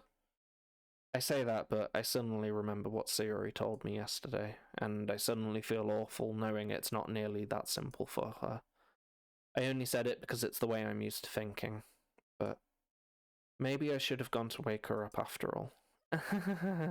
You should take a little responsibility for her, Andy. I mean, especially after your exchange with her yesterday. You kind of left her hanging this morning, you know? Exchange? Monica, you know about that? Of course I do. I'm the club president, after all. But I stammer, embarrassed. Did Sayori really tell her about it that quickly? About how I basically turned down her confession? That makes me really seem like the bad guy here. You are the bad guy. Don't know how to break it to you, dude, but you're the bad guy. But I'm the one who knows what's best for her, right? You're really not. Jeez. You don't know the full story at all, so don't worry. I'll probably know a lot more than you think. Huh? Monica is being as friendly as usual, but for some reason I felt a chill down my spine after hearing that. Hey, do you want to check out the pamphlets? They came out really nice. Yeah, sure. I grabbed one of the pamphlets laid out on the desks. Oh yeah, they really did. Something like this will definitely help people take the club more seriously. Yeah, I thought so too. I flipped through the pages. Each member's poem is neatly printed on its own page, giving it an almost professional feel. I recognized Natsuki's and Yuri's poems from the ones they performed during our practice. What's this? I flipped to Sayori's poem. It's different from the one she practiced. It's one I haven't read before.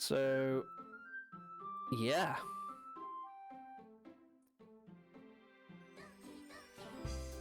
So, things are getting screwy.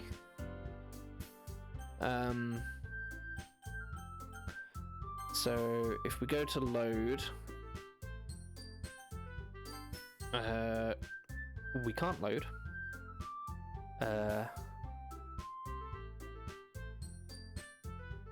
So yeah, that was, I remember when I first played this game back in, how long ago was it? I think it was about 5 years ago, mate? No, was it even out then? I can't remember when it was, but when I played the original game, that was the point where I was like, okay, I need a break. Like, that, I went into this game not knowing anything, which some people would argue that's the best way to play this game, but obviously there are some very, very heavy topics in this, and that gut punch coming out of, like, once you know it's coming, you can see the foreshadowing that they bring up. So something Yuri says about, like, silence being foreshadowing of something bad about to happen. Leading up to the festival, the musical disappears. A couple of things Monica says and a couple of things Sayori says hint towards the depression and ultimately where that leads. But one of the very first indicators, I think I accidentally clicked it as well. There are a few words where you think these should be words for Yuri. Like, one of the big ones is depression. You would think, oh, Yuri's like this emotional goth girl. Depression would be one of her words, but you click it and then Sayori's little chibi figure jumps indicating that it's one of her words. And it's just little things like that that once you know the story and where it goes, they just sort of jump out as sort of like, it doesn't completely come out of nowhere, is my point. But yeah, that, although it said end, it's not the end. That is the end of Act 1. So if we click this corrupted option,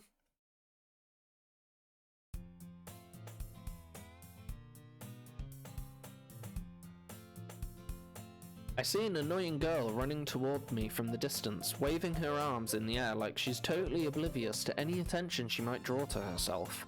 That girl is my neighbour and good friend since we were children. You know, the kind of friend you'd never see yourself making today, but it just kind of works out because you've known each other for so long. We used to walk to school together on days like this, but starting around high school, she would oversleep more and more frequently and I would get tired of waiting up. But if she's going to chase after me like this, I almost feel better off running away. However, I just sigh and idle in front of the crosswork and let catch up to me. Flashing image warning. Sorry, I didn't know about that one. It's an ordinary school day like any other. Mornings are usually the worst, being surrounded by couples and friend groups walking to school together. Meanwhile, I've always walked to school alone. I always tell myself it's about time I met some girls or something like that. But I have no motivation to join any clubs. I'm perfectly content just getting by on the average while spending my free time on games and anime. There's always the anime club, but it's not like there would be any girls in it anyway. The school day is as ordinary as ever, and it's over before I know it. After I pack up my things, I stare blankly at the wall looking for an ounce of motivation. Clubs. There really aren't any that interest me. Besides, most of them would probably be way too demanding for me to want to deal with. I guess I have no choice but to start with the anime club. Andy? Monica? Oh my goodness, I totally didn't expect you to see you here. It's been a while, right? Yeah, it has. Monica smiles sweetly. We do know each other. Well, we rarely talked, but we were in the same class last year. Monica was probably the most popular girl in class. Smart, beautiful, athletic, basically completely out of my league. So having her smile at me so genuinely feels a little... What did you come in here for anyway? Oh, I've been looking for some supplies to use for my club. Do you know if there's any construction paper in here? Or markers? I guess you could check the closet. You're in the debate club, right? About that. I actually quit the debate club. Really? You quit? Yeah. To be honest, I can't stand all of the politics around the major clubs. It just feels like nothing but arguing about the budget and publicity and how to prepare for events. I'd much rather take something I personally enjoy and make something special out of it. In that case, what club did you decide to join? Actually, I'm starting a new one. A literature club. The game is getting glitchy, folks. Literature? That sounds kind of dull. How many members do you have so far?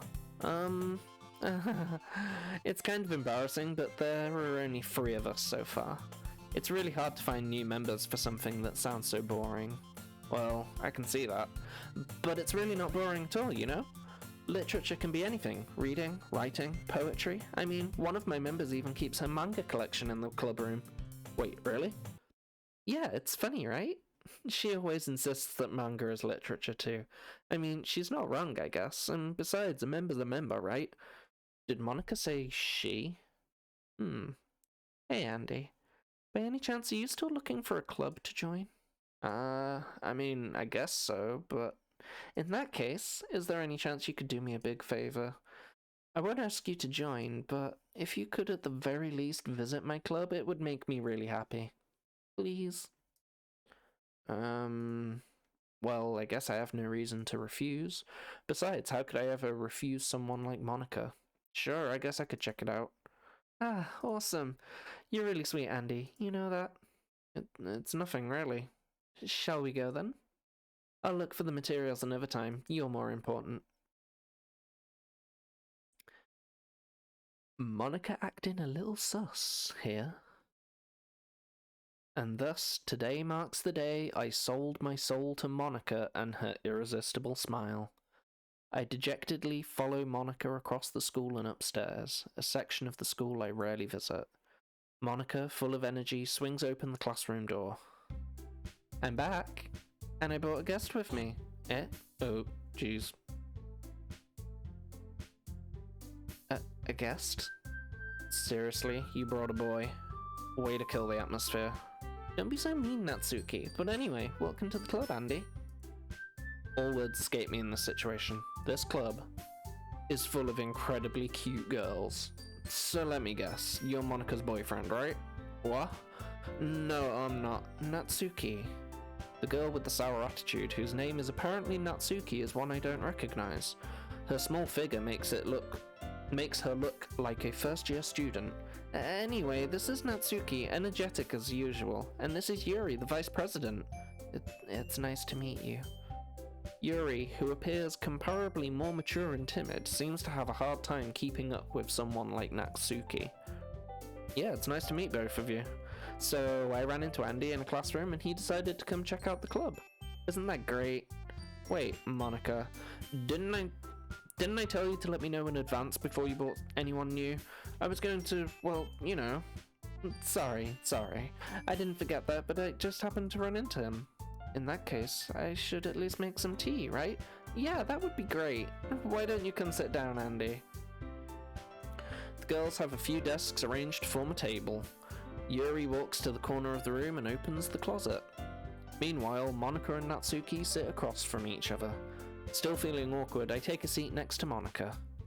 So I know you didn't really plan on coming here, but we'll make sure you feel right at home, okay? As president of the Literature Club, it's my duty to make the club fun and exciting for everyone. I'm surprised there aren't more people in the club yet. It must be hard to start a new club. You could put it that way. Not many people are very interested in putting out all the effort to start something brand new, especially when it's something that doesn't grab your attention like literature. You have to work hard to convince people that you're both fun and worthwhile, but it makes school events like the festival that much more important. I'm confident that we can all really grow this club before we graduate. Right, Natsuki? Well, I guess. Natsuki reluctantly agrees. Such different girls, all interested in the same goal. Monica must have worked really hard to find these two. Yuri returns to the table carrying the tea set. She carefully places a teacup in front of each of us before setting down the teapot in the middle. You keep a whole tea set in this classroom? Don't worry, the teachers gave us permission. After all, doesn't a hot cup of tea help you enjoy a good book? Ah, I guess. Don't let yourself get intimidated, Yuri's just trying to impress you. That's not... Insulted, Yuri looks away. I meant that, you know. I believe you. Well, tea and reading might not be a pastime for me, but I at least enjoy tea. I'm glad. Yuri faintly smiles to herself in relief. So, Andy, what kind of things do you like to read?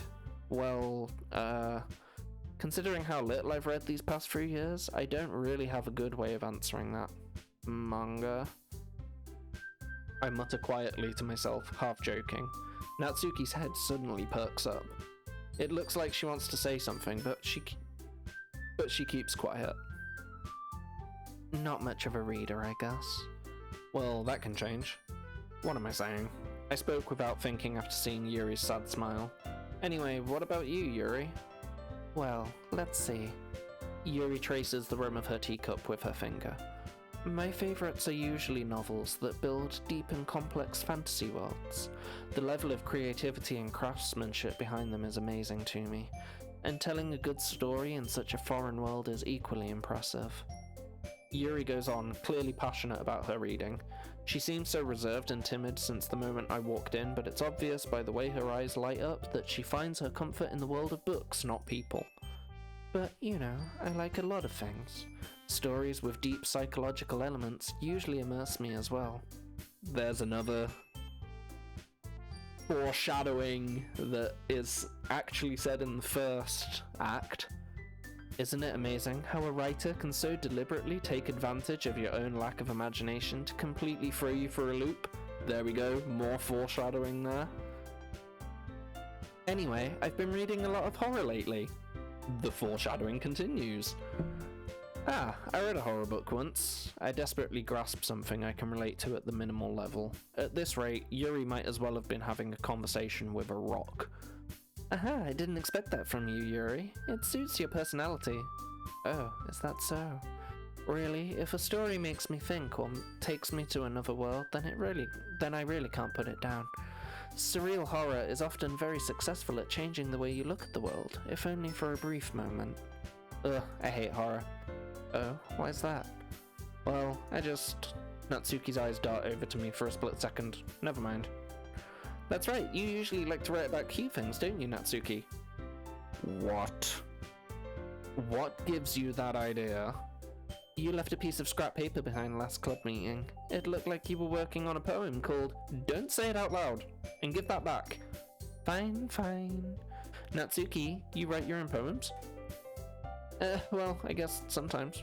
Why do you care? I think that's impressive. Why don't you share them sometime? No. Natsuki averts her eyes. You wouldn't like them. Not very confident writer yet. I understand how Natsuki feels. Sharing that level of writing takes more than just confidence. The truest form of writing is writing to oneself. You must be willing to open up to your readers, exposing your vulnerabilities and showing even the deepest reaches of your heart. Do you have writing experience too, Yuri? Maybe if you share some of your work, you can set an example and help Natsuki feel comfortable enough to share hers. I guess it's the same for Yuri. We all sit in silence for a moment. Hey, I just got an idea. How about this? Natsuki and Yuri look quizzically at Monica. Let's all go home and write a poem of our own. Then, next time we meet, we'll all share them with each other. That way, everyone is even. I thought it was a good idea. Well, I think you're right, Monica. We should probably start finding activities for all of us to participate in together. I did decide to take on the responsibility of vice president after all. So you may remember that originally Sayori was vice president, and she is nowhere to be found in this new game.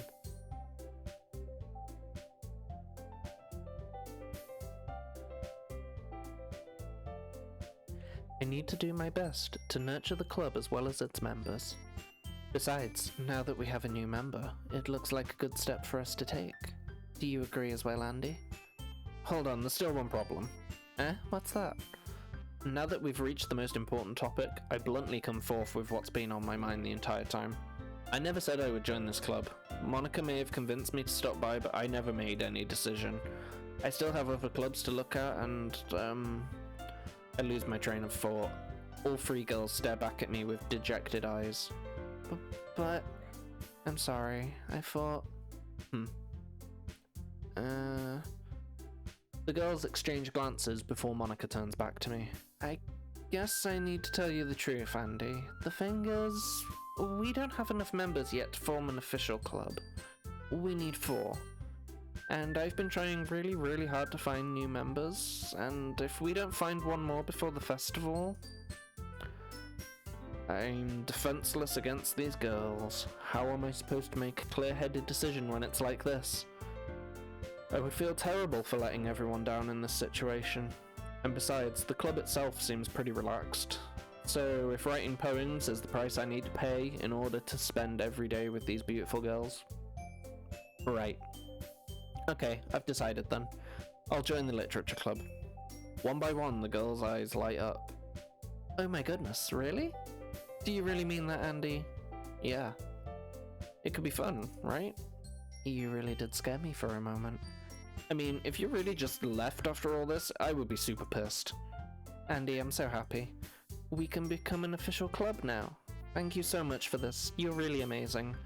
I'll do everything I can to give you a great time, okay? Thanks, I guess. Okay, everyone. I think with that, we can officially end today's meeting on a good note. Everyone remember tonight's assignment. Write a poem to bring to the next meeting so we can all share. Monica looks over to me once more. Andy, I look forward to seeing how you express yourself. Yeah. Can I really impress the class star Monica with my mediocre writing skills? I already feel the anxiety welling up inside me. Meanwhile, the girls continue to chit-chat as Yuri cleans up the tea set. I guess I'll be on my way then. Okay, I'll see you tomorrow then. I can't wait. With that, I depart the club room and make my way home. The whole way, my mind wanders back and forth between the 3 girls. Natsuki, Yuri, and of course Monica. Will I really be happy spending every day after school in a literature club? Perhaps I'll have the chance to grow closer to one of these girls. Alright, I just need to make the most out of my circumstances, and I'm sure good fortune will find me. And I guess that starts with writing a poem tonight. You've unlocked a special poem. Would you like to read it? Let's read this poem. I can't convince myself to go to therapy when I'm the happiest I've ever been. I'd rather keep this up until I blow my cover and someone takes me to the emergency room. Okay. Well, it's poetry time again. Vertigo. Agonizing. Suicide, which is now one of Yuri's words because Sayori's not here. That was wrong. Infinite. Entropy. Climax. Extraordinary was wrong. Raindrops.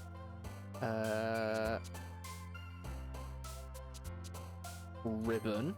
No. Okay, that was wrong. Depression. Universe. Judgment. Philosophy. Fear. Eternity. Romance was Natsuki's for some reason. Intellectual. And ambient and melancholy.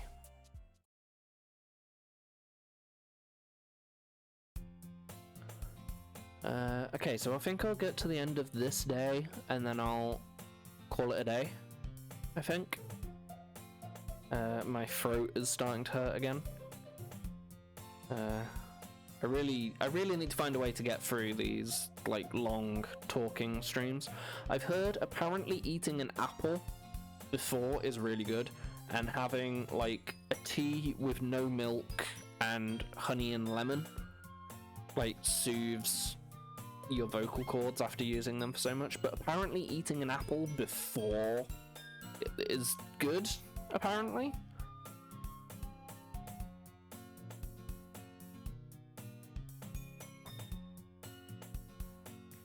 Hi again, Andy. Glad to see you didn't run away on us. Nah, don't worry. This might be a little strange for me, but I at least keep my word. Well, I'm back at the Literature Club. I was the last to come in, so everyone else is already hanging out. Nice face there, Yuri. Thanks for keeping your promise, Andy. I hope this isn't too overwhelming of a commitment for you. Making you dive headfirst into literature when you're not accustomed to it. Things are getting very screwy around here. Oh, come on, like he deserves any slack. You already had to be dragged here by Monica.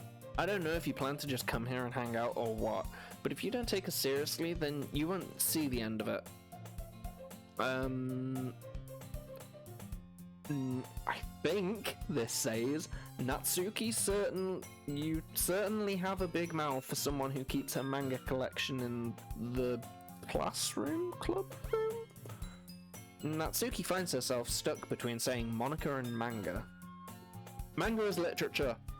Swiftly defeated, Natsuki plops back into her seat. I'm sorry, Andy. We'll make sure to put your comfort first, okay? Yuri shoots Natsuki with a disappointed glance. Anyway, now that you're in the club and all, perhaps you might have interest in picking up a book to read. Well, I can't really say no either way. Like you said, I'm in this club now, so it only feels right for me to do something like that if you ask. Wait, I didn't mean it like that. If you don't really want to, then forget I said anything, I guess. No, it's not that, Yuri. I want to be a part of this club, so even if I don't read often, I'd be happy to pick up a book if you wanted me to.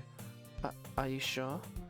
I just feel like, well, as vice president and all, that I should help you get started on something you might like. Yuri reaches into her bag and pulls out a book. I don't want you to feel left out, so I picked out a book that I thought you might enjoy. It's a short read, so it should keep your attention, even if you don't usually read. And we could, you know, discuss it, if you wanted. How is this girl accidentally being so cute? She even picked out a book she thinks I like, despite me not reading much. Yuri, thank you. I'll definitely read this. I enthusiastically take the book. Here. Well, you can read it at your own pace. I look forward to hearing what you think. It's not just me, that room was, like, slanted and zooming in, and now it's normal, and my eyes hurt. Oh. God. Now that everyone's settled in, I expected Monica to kick off some scheduled activities for the club. But that doesn't seem to be the case. Yuri's face is already buried in a book. I can't help but notice her intense expression like she was waiting for this chance. Meanwhile, Natsuki is rummaging around in the closet. I'm really curious to talk to Yuri a little bit more, but at the same time I would feel bad for distracting her from reading. I catch a glimpse of the cover of her book. It looks like the same book she lent to me. More than that, she seems to be on the first few pages. Ah, crap. I think she noticed me looking at her. She sneaks another glance at me and our eyes meet for a split second. But that only makes her hide her face deeper in her book. Sorry, I was just spacing out. I mutter this, sensing I made her uncomfortable. Oh, it's fine. If I was focused, then I probably wouldn't have noticed in the first place. But I'm just rereading a bit of this, so... That's the book you gave me, right? Mm-hmm. Is your eye okay there, Yuri? I wanted to reread some of it. Not for any particular reason. just curious, how come you have two copies of the same book? Ah, well, when I stopped at the bookstore yesterday, that's not what I meant. I mean, I just happened to buy two of them. Ah, I see. There's something fairly obvious here that Yuri isn't telling me, but I decide to let it go. I'll definitely start reading it soon. I'm glad to hear. Once it starts to pick up, you might have a hard time putting it down. It's a very engaging and relatable story. Is that so? What's the story about anyway? Well, her eyes are still off. Or is it just me? Oh, the game is in my head. I look at the cover of the book. The book is titled Portrait of Markov. There's an ominous looking eye symbol on the front cover. Basically, it's about this religious camp that was turned into a human experiment prison, and the people trapped there have this trait that turns them into killing machines that lust for blood. But the facility gets even worse, and they start selectively breeding people by cutting off their limbs and affixing them to... oh, that might be a little bit of a spoiler. But anyway, I'm really into it. The book, I mean. Not the thing about the limbs. That's kind of dark, isn't it? Yuri made it sound like it was going to be a nice story, so that dark turn came out of nowhere. Foreshadowing! Are you not a fan of that sort of thing, Andy? No, it's not that. I mean, I can definitely enjoy those kinds of stories, so don't worry. I hope so. Yeah, I totally forgot that Yuri is into these things. She's so shy and reclusive on the outside, but her mind seems to be completely different. It's just this kind of story. It's the kind that challenges you to look at life from a strange new perspective. When horrible things happen, not just because someone wants to be evil, but because the world is full of horrible people and we're all worthless anyway. Then suddenly... I'm rambling, aren't I? Not again. I'm sorry. Hey, don't apologize. I haven't lost interest or anything. Well, I guess it's alright then, but I feel like I should let you know that I have this problem. When I let things like books and writing fill my thoughts, my whole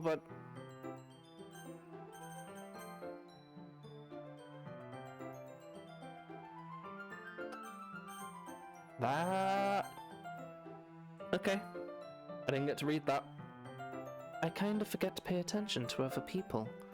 So I'm sorry if I end up saying something strange, and please stop me if I start talking too much. I don't really think you need to worry. That just means you're passionate about reading. The least I can do is listen. It's a literature club after all. Ah, that's true. In fact, I might as well get started reading it, right?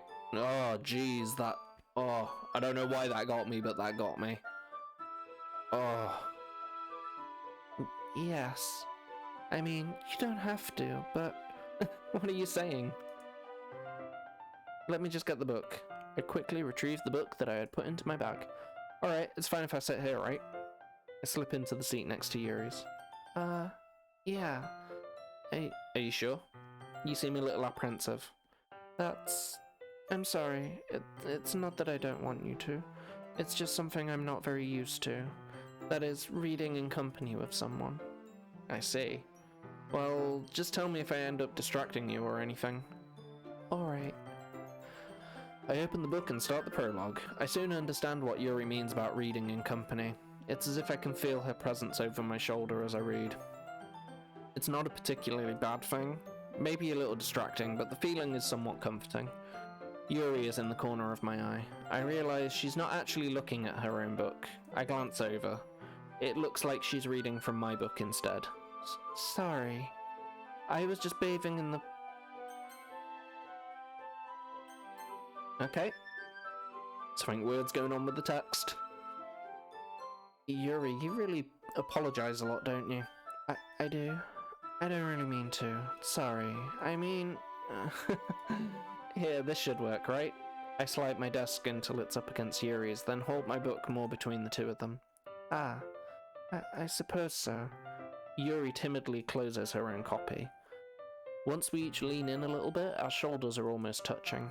It feels like my left arm is in the way, so instead I use my right arm to hold the book open. I guess that makes it kind of difficult to turn the page. Here. Yuri takes her left arm and holds the left side of the book between her thumb and forefinger. Ah, I do the same with my right arm on the right side of the book. That way, I turn the page and Yuri slides it under her thumb after it slips to her side. But in holding it like this, we're huddled even closer than before. It's actually kind of distracting me. It's as if I can feel the warmth of Yuri's face, and she's in the corner of my vision. Are you ready? Eh? To turn the page. Sorry. I think I got a bit distracted for a second. I glance over at Yuri's face again and our eyes meet. I don't know how I'll be able to keep up with her. Ah, that's okay. You're not as used to reading, right? I don't mind being patient if it takes you a bit longer. It's probably the least I can do, since you've been so patient with me. Yeah, thanks. We continue reading. Yuri no longer asks me if I'm ready to turn the page. Instead, I just assume that she finishes the page before me, so I turn it by my own volition. We continue the first chapter in silence. Even so, turning each page almost feels like an intimate exchange. My thumb gently letting go of the page, letting it flutter over to her side as she catches it under her own thumb. Hey, Yuri. This might be a silly thought, but this main character kind of reminds me of you a little bit. No, I don't relate to this character at all. Definitely not. Really? I was just thinking the way she second guesses things she says and all that. That's what you were talking about. Sorry. I thought you meant something else about her. Something else? Never mind. We didn't even get that far yet, so I don't know why that came into my head. Yuri, are you feeling alright? Yuri's been a little fidgety ever since we started reading. You can rest if you're feeling sick or something. Your breathing is a little... My breathing? Yuri puts her hands on her chest as if to feel her heartbeat. I didn't even notice. Anyway, I'm fine. I just need some water. Alright, don't push yourself. Yuri stands up, practically rushing out of the classroom. What on earth was that about? Andy? Did something happen just now? I have no idea. Yuri was acting a little strange, I guess. So, you don't know anything? Sorry, I can't say I do. Are you worried about her? Oh, no, not really. I was just making sure you didn't do anything to her. No, nothing. Don't worry, I believe you, silly. Yuri just does this sometimes, so it's nothing alarming. Alright, if you say so. Anyway, why don't we start with sharing our poems with each other? Shouldn't we wait for Yuri? Well, she might be a while, so I just figured we'd get started without her. Is that okay? Yeah, I was just asking. I stand up. I make a mental note of where I left off in the book, then slip it back into my bag. Who should I show my poem to first? I guess Monica. I should start with Monica. Yesterday, she seemed eager to read my poem, and I want her to know I'm putting in effort. Hi, Andy. Having a good time so far? Yeah. Good, glad to hear it. By the way, since you're new and everything, if you ever have any suggestions for the club, like new activities or things we can do better, I'm always listening. Don't be afraid to bring things up, okay? Alright, I'll keep that in mind. Of course I'll be afraid to bring things up. I'm much better off just going with the flow until I'm more settled in. Anyway, want to share your poem with me? It's kind of embarrassing, but I guess I have to. Don't worry, Andy. We're all a little embarrassed today, you know? But it's that sort of barrier that we'll all learn to get past soon. Yeah, that's true. I hand Monica my poem. Great job, Andy. I was going, oh, in my head while reading it. It's really metaphorical. I'm not sure why, but I didn't expect you to go for something so deep. I guess I underestimated you. It's easier for me to keep everyone's expectations low. That way, it always counts when I put in some effort. That's not very fair. Well, I guess it worked anyway. You know that Yuri likes this kind of writing, right? Writing that's full of imagery and symbolism.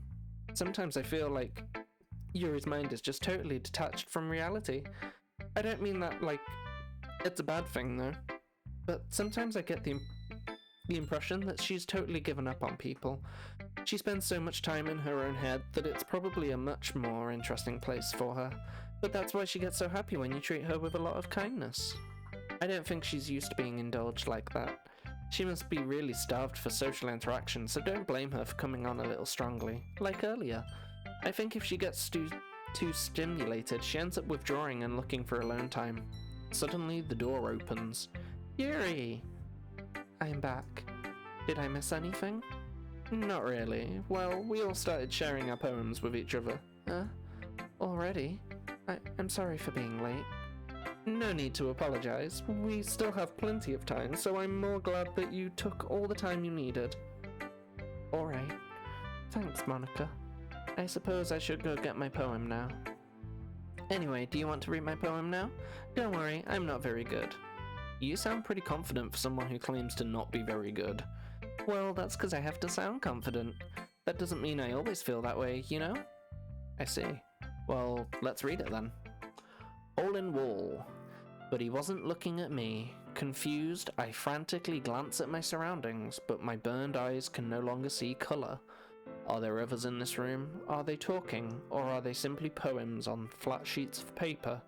The sound of frantic scrawling playing tricks on my ears.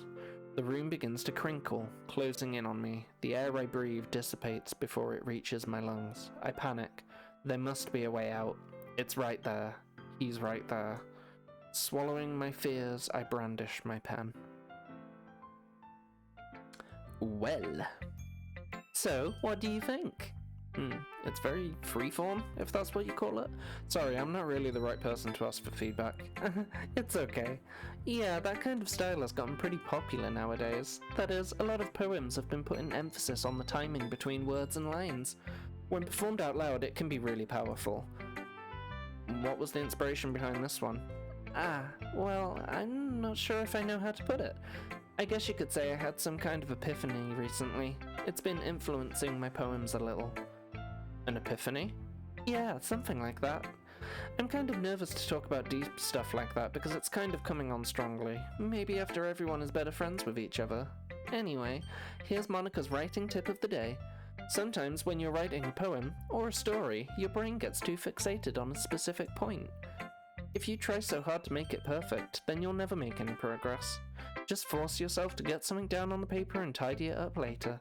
Another way to think about it is this. If you keep your pen in the same spot for too long, you'll just be getting a big dark puddle of ink. So just move your hand and go with the flow. That's my advice for today. Thanks for listening. Who should I show my poem to next? Well, let's go for Yuri because we wrote it for her. As Yuri reads the poem, I notice her eyes lighten. Exceptional. Huh? What was that? Did I say that out loud? Yuri first covers her mouth, but then ends up covering her whole face. He's going to hate me. You really didn't do anything wrong, Yuri. I guess you're right. What am I getting so nervous for? Yuri takes a breath. So, what kind of writing experience do you have? Your use of imagery and metaphors indicates you've written a lot of poetry before. Really?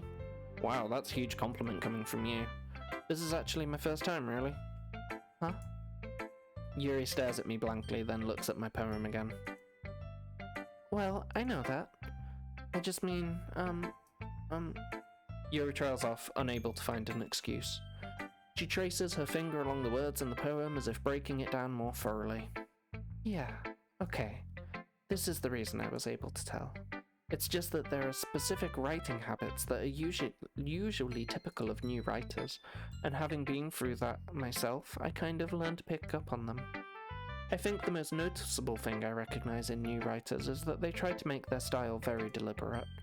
In other words, they tend to pick a writing style separate from the topic matter, and they form fit the two together. The end result is both the style and the expressiveness are weakened. Once Yuri finds her train of thought, it's as if her demeanour totally changes. Her stammering is completely gone and she sounds like an expert. Of course, that's not something you can be blamed for. There are so many different skills and techniques that go into writing even a simple poem. Not just finding them and building them, but getting them to work together is probably the most challenging part.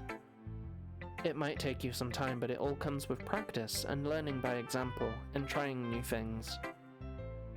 I also hope that everyone else in the club gives you valuable feedback. Natsuki can be a little biased, though. Biased? How? Well, never mind. I shouldn't be talking about people like that. Sorry. It's fine. I'm not sure if Yuri is apologizing to herself, to me, or to Natsuki. Do you mind if I read your poem now? Please do. I'd love to share my thought process behind it. Yuri smiles dreamily as if it's a rare opportunity for her, which itself is kind of funny. After all, isn't this supposed to be a literature club? Ghost under the light. The tendrils of my hair illuminate beneath the amber glow. Bathing. It must be this one. The last one, yeah, we've read this one before. That's all good. Your poem is fine. We love it. I'm sorry, I have such terrible handwriting. What? I wasn't thinking that at all. But it took you so long to read. Ah, well, I just don't read script very often. I actually think your handwriting is pretty. That's a relief. Also, I like the poem. Even though it's short, it was really descriptive. It wasn't too short. I usually write longer poems. Not at all. I'm really glad that you like it. I'll be honest. Since it's our first time sharing, I wanted to write something a little more mild. Something easier to digest, I suppose. Are you into ghosts, Yuri? Actually, the story isn't about a ghost at all, Andy. Really? I must have totally missed the point. Well, I suppose you did only glance over it after all. But remember that poets often express their own thoughts, feelings, and experiences in their work. They usually do more than tell a simple story or paint a picture. In this case, perhaps the subject of the poem is only being symbolically compared to a ghost, lingering in her last remaining place of comfort, unable to let go of the past, and soon to be left with nothing. That's a lot more solemn putting it that way. I hadn't even thought of that. That's impressive. It's nothing, really. Yours was impressive too, so... Nah, if anything, I could probably learn a thing or two from you. You think so? Yeah, of course. Ah, you know, I was really nervous about doing all of this, but in the end, I enjoyed it. I'm going to keep doing my best for you, Andy. Ah, me too. Who should I share my poem to next? Natsuki. She's the only one left. And if you're not going to take this club seriously, then go home. What? Harsh. What, you expect me to believe that you actually put effort into this? Do you think I'm stupid? I'm not a writer. Maybe it's not very good, but yeah, I did put in effort. We all start somewhere, right? If you're still proud of the first poem you ever wrote, then I'd like to read it. Painful to think about. Fine. Well, sorry. You'll get better anyway. I tell you what to improve, but you're better off just trying again. Fair enough. Well, to each their own, I guess. Anyway, I guess I gotta share mine now. Knowing you, you'll probably think it's stupid. Eagles can fly. I love this poem. It's probably my favourite one. But we've read it, so we'll skip. Yeah. I told you that you weren't gonna like it. I like it. What? Just be honest. I am. Why are you so convinced that I wouldn't like it? Well, because everyone in high school thinks that writing has to be all sophisticated and stuff, so people don't even take my writing seriously. But isn't the point of poems for people to express themselves? Your writing style wouldn't make your message any less valid. Yes, exactly. I like when it's easy to read, but it hits you hard. Like in this poem, seeing everyone around you do great things can be really disheartening, so I decided to write about it. Yeah, I understand. But the other thing about simple writing is that it puts more weight on the wordplay. Like, I set up for a rhyme at the end, but then make it fall flat on purpose. It helps bring out the feeling in the last line. So you did. I guess more went into it than I realised. That's what it means to be a pro. I'm glad you learned something. Don't expect that from the youngest one here, did you? Yeah, guess not.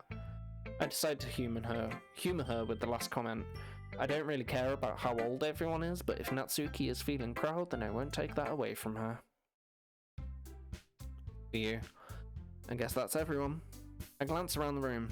That was a little more stressful than I anticipated. It's as if everyone is judging me for my mediocre writing abilities. Even if they're just being nice, there's no way my poems can stand up to theirs. The music is getting weird again. I don't like where this is going. This is a literature club after all. I sigh. I guess that's what I ended up getting myself into. Across the room, Monica is writing something in her notebook. My eyes land on Yuri and Natsuki. They gingerly exchange sheets of paper, sharing their respective poems. As they read in tandem, I watch each of their expressions change. Natsuki's eyebrows furrow in frustration. Meanwhile, Yuri smiles sadly. What's with this language? Huh? Did you say something? Oh, it's nothing. Natsuki dismissively returns the poem to the desk with one hand. I guess you could say it's fancy. Ah, thanks. Yours is cute. Cute. Did you completely miss the symbolism or something? It's clearly about the feeling of giving up. How can that be cute? I know that. I just meant the language, I guess. I was trying to say something nice. You mean you have to try that hard to come up with something nice to say? Thanks, but I really didn't come out nice at all. Well, I do have a couple suggestions. If I was looking for suggestions, I would have asked someone who actually liked it. Which people did, by the way. Monica liked it, and Andy did too. So based on that, I gladly give you some suggestions of my own. First of all, excuse me. I appreciate the offer, but I've spent a long time establishing my writing style. I don't expect it to change anytime soon, unless of course I come across something particularly inspiring, which I haven't yet. And Andy liked my poem too, you know. He even told me he was impressed by it. Natsuki suddenly stands up. Oh, I didn't realize you were so invested in trying to impress our new member, Yuri. That's not what you're just... Yuri stands up as well. Maybe you're just jealous that Andy appreciates my advice more than he appreciated yours. Huh? And how do you know he didn't appreciate my advice more? Are you that full of yourself? No. If I was full of myself, I would deliberately go out of my way to make everything I do overly cutesy. Well, you know what? I wasn't the one whose boobs magically grew a size as soon as Andy started showing up. Natsuki. Natsuki, that's a little... This doesn't involve you. Taking out your own insecurities on others like that, you really act as young as you look, Natsuki. Screen's going weird. Me? Who's talking, you wannabe edgy bitch? Edgy? Sorry that my lifestyle is too much for someone of your mental age to comprehend. See?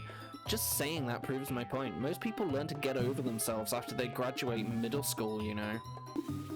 If you want to prove anything, then stop harassing others with your sickening attitude. You think you can counterbalance your toxic personality just by dressing and acting cute? The only thing cute about you is how hard you try. Whoa, be careful or you might cut yourself on that edge, Yuri. Oh, my bad. You already do, don't you? Did you just accuse me of cutting myself? What the fuck is wrong with your head? Yeah, go on. Let Andy hear everything you really think. I'm sure he'll be head over heels for you after this.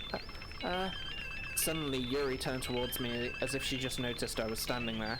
Andy, she's just trying to make me look bad. That's not true, she started it. I don't know what I'm choosing here. Yuri? Natsuki then. Natsuki, Yuri. Yuri. Hello, Monica. Can I help you? Are you gonna say something? Click. Okay.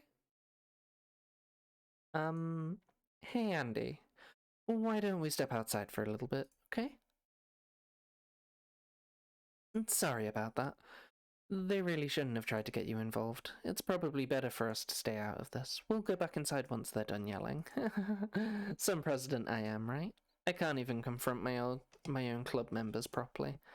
I just wish I was able to be a little more assertive sometimes. But I never have it in me to put my foot down against others. You understand, right? Anyway, if this makes you want to spend less time with the others, then that's fine. I'd be happy to spend more time with you instead. Suddenly, Natsuki runs out of the classroom. She quickly runs away. Oh dear, well, it looks like they're done. I didn't mean it. I didn't mean it. I didn't mean it. Yuri is rocking back and forth in her desk with her palms on her forehead. Yuri? I didn't mean it. I believe you. I have no idea what Yuri might have said to Natsuki, or did. Andy? Please don't hate me. Please. I'm not like this. There's something wrong with me today.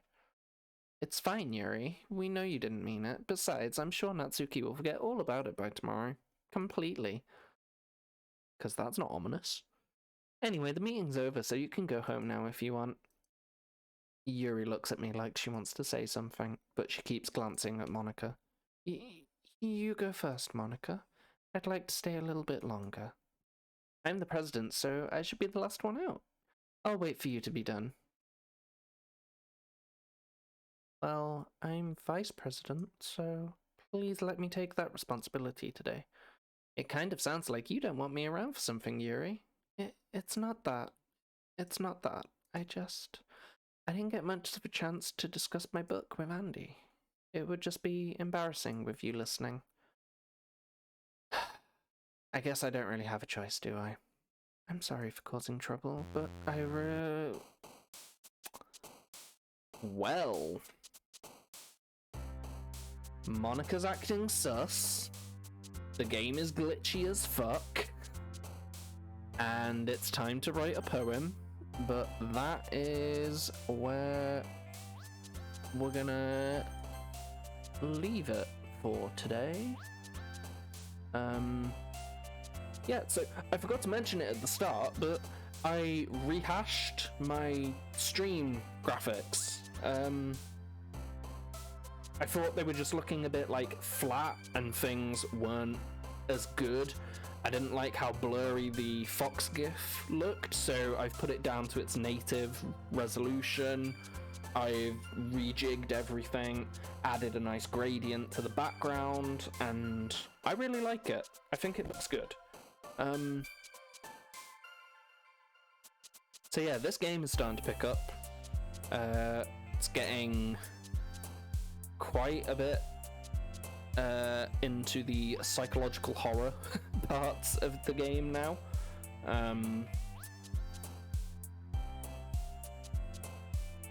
I won't spoil anything, or I'll try not to spoil anything anyway. But yeah, I think we're just over halfway through the game now.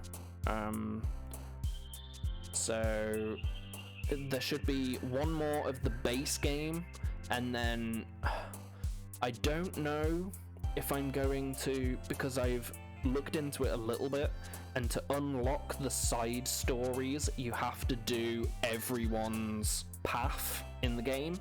So what I'm doing here is Yuri's path, and you have to do everyone else's in the first act to unlock the other stories.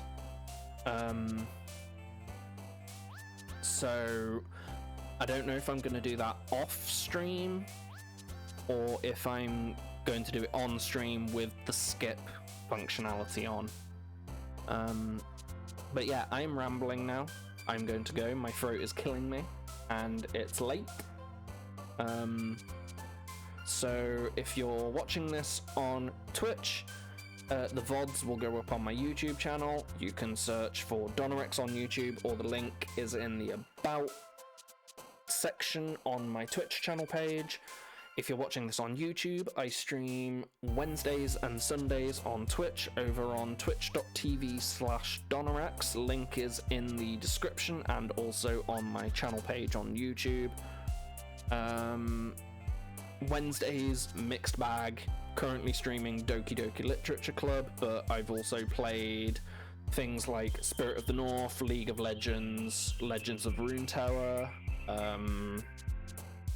I tried to do a bit of Super Rubber Ross World, which I might be bringing back. I haven't quite decided on that yet. It's quite a bit difficult, and I don't like how slow I'm progressing through it. So I need to make a proper formal decision on whether I'm continuing with that game.